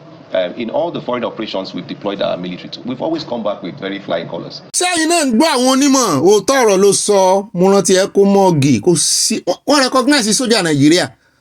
ṣùgbọ́n wọ́n ti ń fìdí rẹmi kí ló fà á technology àwọn ayé ti ń lo technology ní ìsinyìí wọ́n ti ń lo technology ó ní iléeṣẹ́ ológun Nàìjíríà ò ní ojú kẹta ní ojú òfurufú gbogbo àwọn tẹ́lẹ̀ helicopter tẹ́lẹ̀ jet ẹ wo ogun Russia àti Ukraine ẹ wo bí wọ́n ṣe ń lo drone ẹ wo gbogbo ibi tí Ukraine tọ́jú àdó olóró sí drone náà fi lọ bẹ̀ drone. Ṣùgbọ́n àwọn Boko Haram tán bá jà asymmetric war tán jà nìyẹn o àwọn Boko Haram náà ń lo drone wọ́n fi ń wo agbègbè wọ́n sì ní DSS ń ṣiṣẹ́ takuntakun wọ́n náà sọ bí tí túrú jíbélò wa ṣùgbọ́n kí ló mú iléeṣẹ́ ológun tán sàn bẹ̀rù ni iléeṣẹ́ ológun Nàìjíríà wò rí báyìí tẹ́lẹ̀. Ó dára ní báyìí ẹja sáré dé Nasarawa níbi tí gómìnà a fẹ́ fi eléyìí ọ̀rọ̀ sáwọn gómìnà yòókù lára ni níbi tí gómìnà wọn ti ń sọ níbi tó ti kí ààrẹ Tinubu káàbọ̀ sí dáadáa lóde àti ń retí rẹ̀ níbi tó ti ń sọ wípé kán wá wo ohun tó ń fi owó sọ́bsidì tí ààrẹ Tinubu yọ tán pín fún àwọn gómìnà ìpínlẹ̀ kán wá wo ohun tó ń fi ṣe mú ni àjọ débẹ̀ ni àwa òbóyè fẹ́ fi wá play politics ni a fẹ́ wo ohun tó fowó ṣe ká wá fi àwọn gómìnà yòókù sí yẹ̀yẹ́ tó bá jẹ́ pé orí bẹ́ẹ̀ lóòótọ́ ẹ bá ń tẹ̀sí nílé agbára. You are renewed hope agenda and the economic reforms, especially regarding the withdrawal of fuel subsidy and foreign exchange, are most of the things that we have seen, and today you have seen the results of that. I've invited most of my friends who needed to say, who always said, the money for this subsidy, where is it going? I say, come to Nasarawa, you will see where the money is going. And today we have shown them where the money is going. Your Excellency, you have earlier commissioned all these projects. I was in the vehicle when I was telling you because of the nature of our own state. This is not my senatorial zone. My senatorial zone is Akwanga, the next one from here. And in that senatorial zone, you have also an underpass, exactly what you have seen in life here. That is what is happening here. In the senatorial zone of Kefi, that is where the former chairman, Abdullah Adamu, comes from. There is again another identical overhead flyover that is going on in Kefi, like the one you have just commissioned right here. Your Excellency, you have seen most of what you have to see, so there is no need for me to go repeating most of the things. I want to thank Honorable Minister Dele Alake for always. Ọ̀rọ̀ àwọn náà ti sọ ní kò sí àtúnwé asán mọ́ kì í sọ̀rọ̀ ló ṣe plane o kì í sọ̀rọ̀ subsidy o so wọ́n gbó flyover tẹ̀ ń wò lẹ́yìn yẹn títì tí arábìnrin ìdúró sí tó ti ń rìpọ́ọ̀tù wọn ní títì tó tún cháchá tọ́sẹ̀ ṣe wọ́n sì ní owó subsidy nàbì ṣe é bá ń pé gbogbo àwọn gómìnà ilẹ̀ Yorùbá tilẹ̀ Ìgbò ẹgbọ́ kílẹ̀ fowó subsidy tí yín ṣe agbọ́ wọn lẹ́ẹ̀san gbèsè ọrùn yín ṣùgbọ́n ṣé gbèsè ní owó subsidy wà fún ni èèyàn kan rèé o Nasarawa yìí ṣe ìlú kan tó tóbi tó bẹ́ẹ̀ jù bẹ́ẹ̀ lọ bó tiẹ̀ jẹ́ pé ó súnmọ́ Àbújá gẹ́gẹ́ bá a ṣe gbọ́ ṣùgbọ́n títì tẹ rí tọmọbìnrin yẹn dúró sí àti flyover tẹ́ ń wò yẹ kó ń bi ààrẹ ti fààrẹ Tinubu lẹ̀ náà ìyún kọ́ la wá sọ flyover rèé ẹni bó ṣe fáìn àyìn wọn o yìí ṣe torí ká lè yìn wọn la ṣe gbé o torí ká lè fi hàn ẹ̀yin tẹ́ wà ń pínlẹ̀ Yorùbá kẹ́ẹ̀rí bọ́n gómìnà yín ṣe ń rẹ̀ yín jẹ bọ́ sí ń rẹ̀ yín máa yẹ títí eléyà ó fẹ́ẹ̀ dáa ju coastline gan lọ ẹ wo ná tán ṣe síbẹ̀ mo ṣe ni o kò dáa tó coastline o kí rẹ́nu ọmọ kìrìmọ́rẹ́ ìbínú Nàìjíríà èmi àwọ̀ wà á kíyàn kankan torí títì kankan tán ṣe ṣùgbọ́n mo fẹ́ fi hàn ẹ̀yin tilẹ̀ Yorùbá àtọ̀yọ́ ti Ọ̀ṣun flyover mélòó ládélékè ṣe bọ́n jọ ń gbowó ni ṣé bọ́n jọ ń gba owó ìní ní Àbújá ẹ wo ohun tí arákùnrin ṣe flyover mélòó náà ṣe àti àgbọ́ pé ṣe Ṣèyí Mákindé ń ṣe díẹ̀díẹ̀ mélòó ni flyover mélòó wọn sì lè fún alẹ́ excuse oníjó gómìnà oníjó ò lè fún àwọn ará Ọ̀ṣun lẹ́ excuse pé torí pé òun wà ní PDP pé nǹkan ò tọ́ sí ilẹ̀ gbogbo wọn náà ń fún allocation lágbàtàn ti yọ subsidy kò sí èyí tó wá sọnù gbogbo wọn ṣùgbọ́n ẹ wò boldly ni gómìnà ń sọ̀rọ̀ ó ní ẹ wá wo ohun tó ń fi owó allocation ṣe mélòó nù wọn ló lè jáde kán pé ẹ̀yin ọmọ ìpínlẹ̀ wọn pé ẹ wá ohun tá a fowó allocation ṣe shame unto all of them àtẹ̀yìn ọmọ ìlú tẹ́ sọ̀rọ̀ tẹ́ ń wò wọ́n ràn. díẹ̀ yìí ìwọ̀nba ní kẹ́ bú ààrẹ Tinubu mọ́ àwọn ò ní kẹ́ mọ́ bú wọn o ṣùgbọ́n ìwọ̀nba ní pẹ̀lú gbogbo eléyìí tá a rí ní Nasarawa yìí ẹ má pariwo ààrẹ Tinubu nìkan mọ́ ẹ má pariwo àwọn gómìnà yín náà kí ló dé bẹ́ẹ̀ bá fẹ́ sòótọ́ kanlẹ̀ ẹ pariwo àwọn gómìnà yín owó tó tọ́ sí yín kán yé fi ṣe àpínlé mọ́ kán mọ́ fi re yín ṣàpínlé èèyàn kan ló ti dìlíva ire àwọn ọmọ stéètì ẹ̀ fún yìí táàrẹ Tinubu fún wọn so kì í sọ nìkan náà sì fún lálòkẹ́sàn kì í sọ nìkan ló gba ẹ̀kúnwó ní tí mò ń sọ fún yín ó dà ẹ mọ́ bínú ohun mi le ní tí mò ń sọ ni pé gómìnà yín náà gba ẹ̀rẹ̀ ìbéèrè kí ló fowó ṣe ẹgbọ́n sórí bẹ́ẹ̀ òun náà lẹ ti rí yẹn o kí ló fowó ṣe bí alára báyìí àti ẹ̀dùpẹ́ ohun tí ẹ̀ sọ̀rọ̀ síta pa àwọn gba àlékún owó ẹja. wádélé ẹjọ́ lọ́dọ̀ ọ̀gbẹ́ni tó pa ìyàwó rẹ̀ kì í ṣe ti lọ́rin o wọ́n ti dá ẹjọ́ ilé ìtàn báyìí àmọ́ wò bóyá wọ́n máa speedily dá ẹjọ́ ti lọ́rin yẹn Abdulrahman ẹjẹ́ á lọ sí ọ̀dọ̀ Tìmílẹ́yìn tán ló pa ìyàwó tán ló pa àfẹ́sọ́nà rẹ̀ kì í ṣe ìyàwó rẹ̀ o. wọ́n ní gospel singer Olúwatìmílẹ́yìn Àjàyí wọ́n ti dá ẹjọ́ kú fún wípé kán rèé sọ ọrùn rẹ̀ kán rèé sọ̀rọ̀ pé yóò pokùnso tí yóò fi kú tẹ́mi yóò fi kúrò lára rẹ̀ ni òun ló pa ọmọ tí ń ṣe àgùnbánirọ̀ Salome àdáìdú ọjọ́ burúkú Sátánì gbomi mu. wọ́n ní Justice Simon Aboki wọ́n ní àwọn náà dájọ́ ikú ìfún lẹ́yìn ìgbà tí wọ́n fi ẹ̀sùn kàn wípé ó pa arábìnrin ó sì tún gé gbogbo ara rẹ̀ yẹlẹyẹlẹ exactly bí kéèsì Abdulrahman. wọ́n ní lẹ́yìn ìgbà tí wọ́n mú àwọn ọlọ́pàá lọ síbi tí ó gbé ibi tó gé ọmọ yìí sí wẹ́lẹ́wẹ́lẹ́ ó ti gé wẹ́lẹ́wẹ́lẹ́ pé wọ́n sì cháàjì ẹ̀ pé ẹ̀sùn ẹyọ kan náà ni wọ́n cháàjì ẹ̀ sì tán ń pè ní ẹ̀sùn pànìyàn. wọ́n ní ṣùgbọ́n òun náà wọ́n fún lórí ọ̀fẹ́ láti gba agbẹjọ́rò rẹ̀ sì ní kó sọ pé òun ò jẹ̀bi ṣùgbọ́n báyìí ilé ẹjọ́ ti dá lẹ́jọ́ wọ́n ló jẹ̀bi mórí tí ń sunkún kọ́nà ẹ bá ń tẹ̀sí ilé agbára mu ní ìníkọ́lẹ́jọ́ ẹkún rẹ̀ mọ́ wulẹ̀ sunkún rárá rèé mọ́ yọ̀ kó gba Jésù lólúwa tó lùgbàlà rẹ̀ a lè sọ olè rọrùn wò báwọn àmọ́ bó ṣe ń ṣèdájọ́ lọ́rùn torí bóyá wọ́n tún ẹjọ́ rẹ̀ dá lọ́rùn àti ìmọ̀ ẹ bá ń sá sí ilé agbára ẹ̀jẹ̀ àwò bí ẹjọ́ ṣe lọ nílé ẹjọ́.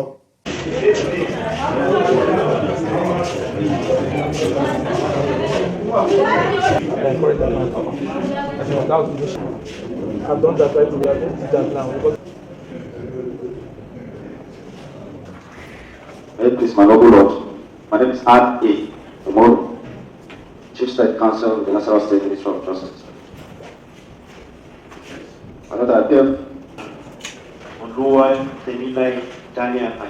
Well, for us from Legal Aid Council, I'm the state coordinator. The law has taken its course. Because of the peculiar nature of this case and the accelerated hearing it was given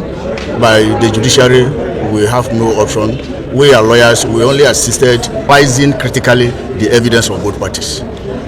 The option is left for the convict and his family members if they choose to test the judgment as well. As I said, it is their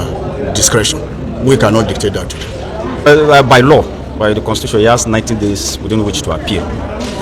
However, it is within his right to appeal, failure of which the Minister of Justice will have to recommend to His Excellency to sign the death warrant for the proper execution of the judgment of the court. Thank you very much.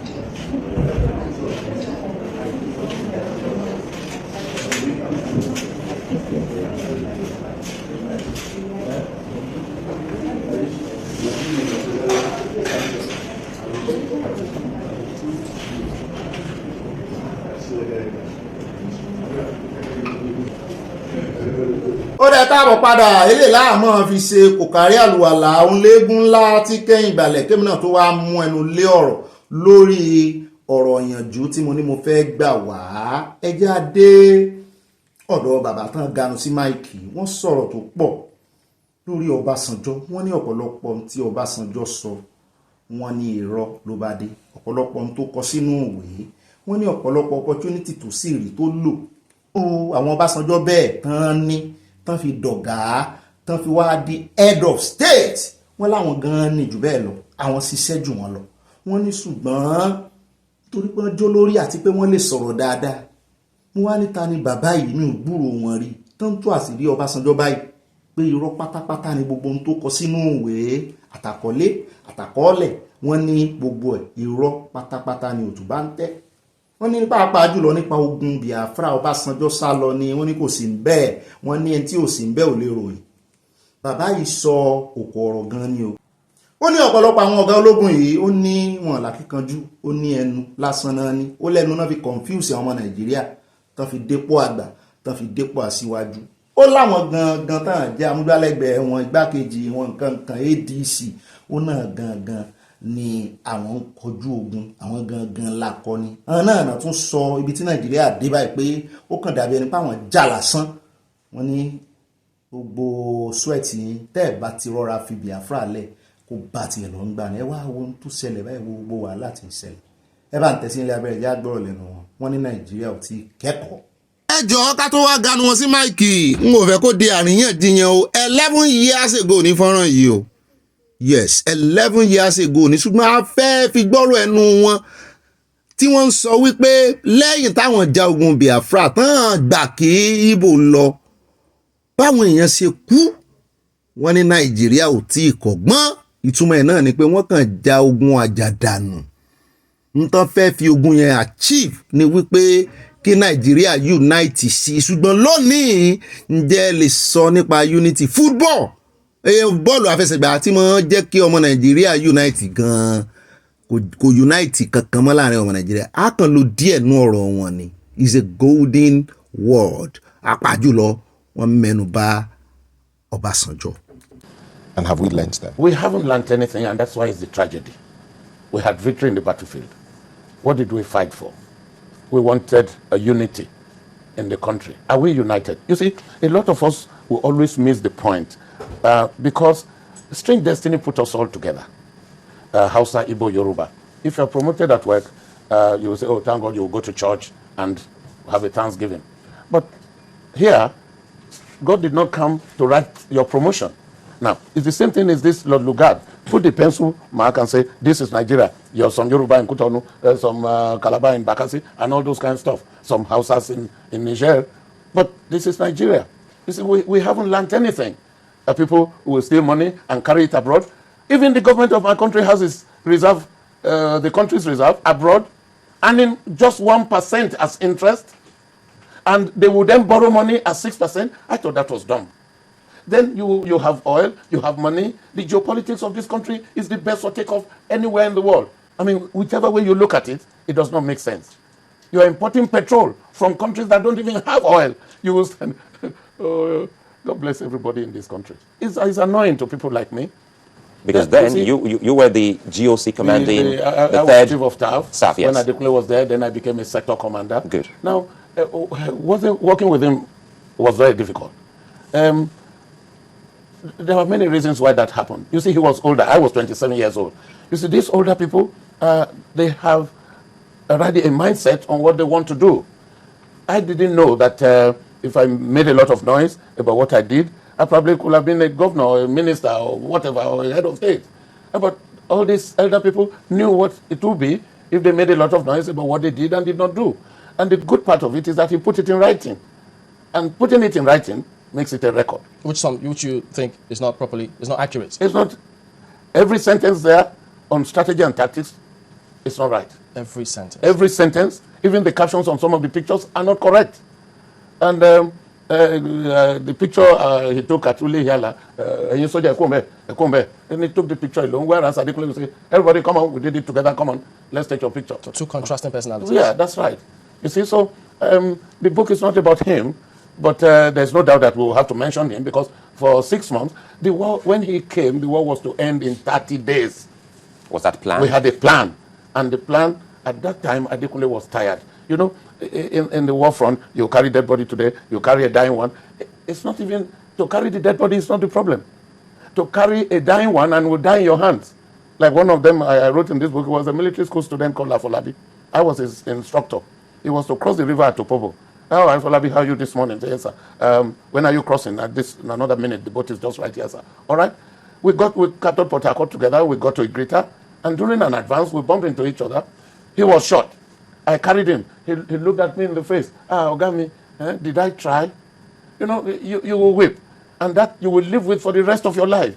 And so when somebody wasn't there and claimed to be there, it's very annoying. And again, I left the country, I was always quarreling. Let's do it. Ó dá ẹ káàbọ̀ padà láàárọ̀ ọ̀rọ̀ tí bàbá yìí sọ tó ní onígbèsè ní gbogbo èèyàn láyé òun ló jẹ́ kémi náà wá mú ẹnu sọ̀rọ̀ tí mo ní onígbèsè ní gbogbo wa nílé ayé gbogbo ohun tá a ní láyé ọ̀rọ̀ ìyànjú mi rèé o wọ́n ní wọ́n yá wa ni o àyá wa níta ló yá wa kí n tó dáhùn àyá lóhun ti mẹ́ni tí mo fẹ́ sọ ó lọ́lọ́run ló yá wa mo ní bẹ́ẹ̀ ni mo ní ọ̀pọ̀lọpọ̀ rẹ̀ lọ́lọ́run wá gbélé ilẹ̀ lọ́wọ́ tí ilẹ̀ yá wa ó ní sí àwọ̀ ọ̀gá mi mo ní ilẹ̀ yá wa lóúnjẹ ó ní sí ilẹ̀ ló ń fún wa lóúnjẹ ni mo ní ó mọ̀ pé gbogbo tá à ń jẹ láyé yìí mo nínú ilẹ̀ ló ti wá ó lóòótọ́ ni ó láwa gan tá à ń jẹ́ ó nínú ilẹ̀ náà ilẹ̀ lọ́lọ́run fi mọ wá mo ní òye rẹ̀ kún mọ́ bá ń fòye gbé àyà ó ń gbèsè gbogbo wa ń gbèsè ní ẹran ara wa gan wọ́n yá wa ni ọlọ́run yá wa ni látara alẹ̀ ọlọ́run yá wa ni látara alẹ̀ yóò gbà padà o oúnjẹ tá à ń jẹ ó yá wa ni mo nítorí ẹ̀ la ṣe ń ṣègbọ̀nsẹ̀ ojoojúmọ́ la fi ń san bá a bá ti jẹun á tún dá padà fúnlẹ̀ àbí gbogbo igá tó ń ṣe nínú tọ́lẹ́ẹ̀tì ó mọ̀ pé inú ilẹ̀ ni ń wọ̀ ni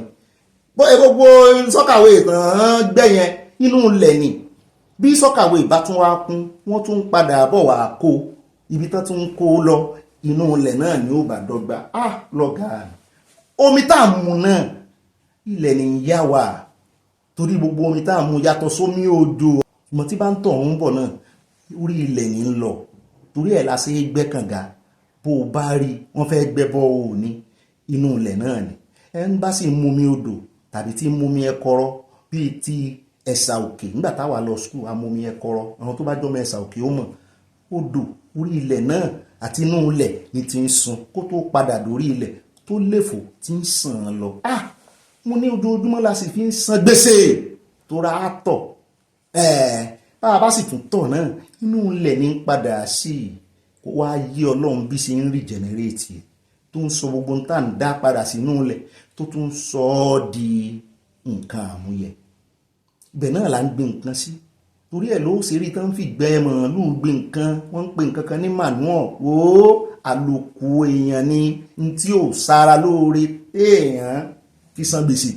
òun náà la tún padà lò tá a fi ń jíjà tá à ń gbìn kó lè ṣe sóore mo ní gbèsè là ń fojoojúmọ́ ayé wa san bá a kọ́lé bá a ralẹ̀ àti ilẹ̀ àti ilé gbogbo ẹni tí ń pera rẹ̀ láàrin lọ́ọ̀dún láàrin lọ́ọ̀dún kankan tẹ́nàntì gbogbo wa nílé ayé o nítorí à ń san gbèsè ni ó kọ́lé ogún ó ra mọ́tò ọ̀nà gbèsè ló ń san bó ra mọ́tò náà ní ìsìn gbèsè tó ń san lórí rẹ̀ náà lépo tó ń lò ẹlòmíì lo mọ́tò títí tó bá kakuléètì iye epo tó rà bóyá láàrin ọdún 4 tó fi lo mọ́tò ó ti ju owó mọ́tò lọ gbèsè là ń san o mo ní ilé ayé tó wá ń wò iná àyà gbé ni o ó rí wípé gbèsè pọ̀ lọ́rùn wa ọjọ́ téèyàn bá ti kú ló san gbèsè tiẹ̀ tán ǹjẹ́ kò wá tó kálágbára ṣe mẹ́dọ̀ pápánbárí rẹ̀ náà ni wípé orúkọ tá à ń jẹ́ gan láyé àyálò náà ni gbèsè ni nítorí pé ọjọ́ téèyàn bá ti kú ayé àgbórúkọ tí wọ́n fún o mo rántí ọjọ́ tí bàbá mi kú tí wọ́n fẹ́ fi erúfẹ́rú tán fẹ́ fi yẹ̀pẹ̀ fún yẹ̀pẹ̀ wọ́n pè wá lọ́ọ̀kan wọ́n ní ẹ̀yin ọmọ lóòkù ẹbọ bí ẹ súnmọ́ bí ẹ wá dá yẹ̀pẹ̀ sórí bàbá yín mo bínú mo ní kí ló dé tẹ̀ ń pè wá ní ọmọ lóòkù bẹ́ẹ̀ morúkọ bàbá mi ni pásítọ̀ tó wá ṣe wàásù bú sẹ́rìn àáfàá tó náà wà lẹ́gbẹ̀ẹ́ kan tán náà wá ṣe wáàsì wọ́n ní ẹ fi ilẹ̀ ọmọdé ní í ṣe kò yé ni mo ní kí ló dé tẹ́ ẹ̀ sọ pé ọmọ múra iná síbẹ̀ mo gbogbo ilẹ̀ mo kọ bàbá mi wọ́n ní bàbá rẹ̀ ò mú nǹkan kan wáyé kò sì ní mú nǹkan kan lọ wọ́n lórúkọ wọ́n nítorí ẹ̀ náà ṣe wọ́n sì kún o wọ́n lórúkọ tán fún gatáyé fún bàbá mi wọ́n lò náà ti gbà wọn kan tó dá padà sí bí ó ti wá mo yá nu ojú mi ìgbàhùn lóye tó yé mi wípé àṣegbèsè làwa ayé wa san gbèsè lóníkálukú wa lágbára tó ń ṣe gàlégàlé tó ń tẹ́lẹ̀ gíragíra gbèsè ló wá san o mo ní alágbára ìwọ́dà o agbára tó ń gùn ọ́ lọ́wọ́lọ́wọ́ ṣé ẹ rántí pé gbèsè ni o alágbára ó padà dọ̀lẹ́ gbèsè làwáyé wa san o gbogbo bùkátà táwọn òbí wa tán ń gbọ́ lórí wa ọmọ mi ó lọ skul wọ́n ní ara gbèsè ni bí n bá wò dáa wọ́n ní bẹ́ẹ̀ bá wò dáadáa àti ìrandíran o gbọ́dọ̀ tọ́jú ọmọ tó bí mo lóun náà làwa náà ń ṣe lọ́wọ́ yìí ara ẹ̀ ló lé mi dẹ́ta lò ó àwa sójà kékeré àwa ń kílẹ̀ mo tún kílẹ̀ dẹ́ta lò ọ̀pọ̀lọpọ̀ wa kílẹ̀ dé Canada bàbá wa òní Kansas náà wà ibẹ̀ náà kílẹ̀ dé wọ́n ti di sójà àgbà ní ìsìn àwa sójà ọ̀dọ́ a sì ń kilẹ̀ lọ nítorí ìta nítorí ọmọ torí àwọn òbí wa náà ti fìgbà kan kilẹ̀ fún wa nítorí àwa náà ń kilẹ̀ fọmọ bọ́mọ bá dàgbà náà yóò kilẹ̀ fọmọ bọ́mọ tiẹ̀ náà bá dàgbà yóò kilẹ̀ fọmọ bí ṣe ń lọ́nu gbèsè ni kó wá wáyé wá san wọ́n wàá fi ìrònú para rẹ̀ o gbèsè tí ẹ o lè mọ́ jẹ́ sí báǹkì o ṣùgbọ́n ọjọ́ kan gbogbo aláṣàn gbèsè wa. mo sọ yìí mo dúró náà o ọ̀rọ̀ ìyànjú mi rè fún gbogbo alágbára tí ń tẹ̀lẹ̀ gàlégàlé gíragíra wo ọjọ́ kan ń bọ̀ ọ̀sán owó gbèsè rẹ o gbogbo àwọn tó pera wọn ní general tán pera wọn ní major tán pera wọn ní colonel gbogbo wọn náà wọ́n san gbèsè ni àbẹ́ẹ̀rí bàbá tán sọ̀rọ̀ Ọbásanjọ́ ẹ̀rí pọ̀n náà wọ́n ti ń káǹtì déèsì wọn ṣùgbọ́n àwọn kan wà tó jẹ́ wípé ó bò wọ́n lójú wọ́n ti wọ ẹgbẹ́ ọ̀dájú wọn rántí pé gbèsè náà wá san mọ́ láyé kó mọ́ bá létí fún wọn lásán ń pè wọ́n ṣàkíyèsí owó kàtígórì tí wọ́n bá fọ́ọ̀lù sí mọ́ rántí gbogbo lílọ bíbọ̀ rẹ gbogbo àjẹ àmú àádógún àádọ́gbọ̀n àdéèyàn bó o bá dì tán náà ọjọ́ kan ń bọ̀ tán sọ wípé òun mú nǹkan kan wáyé o a sì ní mú nǹkan kan lọ wọn ẹyẹ bá jẹ lẹyẹ máa gbé fò wọn ní èèyàn lára o kọjú sí gbèsè rẹ tó wá san oníkálukú náà ló wá san gbèsè rẹ bàbá sì kó nílé ayé náà a ní mú nǹkan kan padà rọra lé ayé o kò sẹ́ni tó lé ayé tó bá ayé o a fi ìpàdé lọ́la aláṣẹ Olódùmarè ọ̀rọ̀ ìyànjú mi nu ohun ò mẹ́ni tó ní ìdí ẹ̀ ohun ò mọ́ torí ẹni tí mo ti ń sọ ó kàn wá sí lọ́kàn náà ni ó ń sọ mí kúlúkúlú nínú ó ń gbé mi nínú àfi kí n sásọ mo sì mọ̀ pé n bá ti dáàrin yín ẹ fún láàyè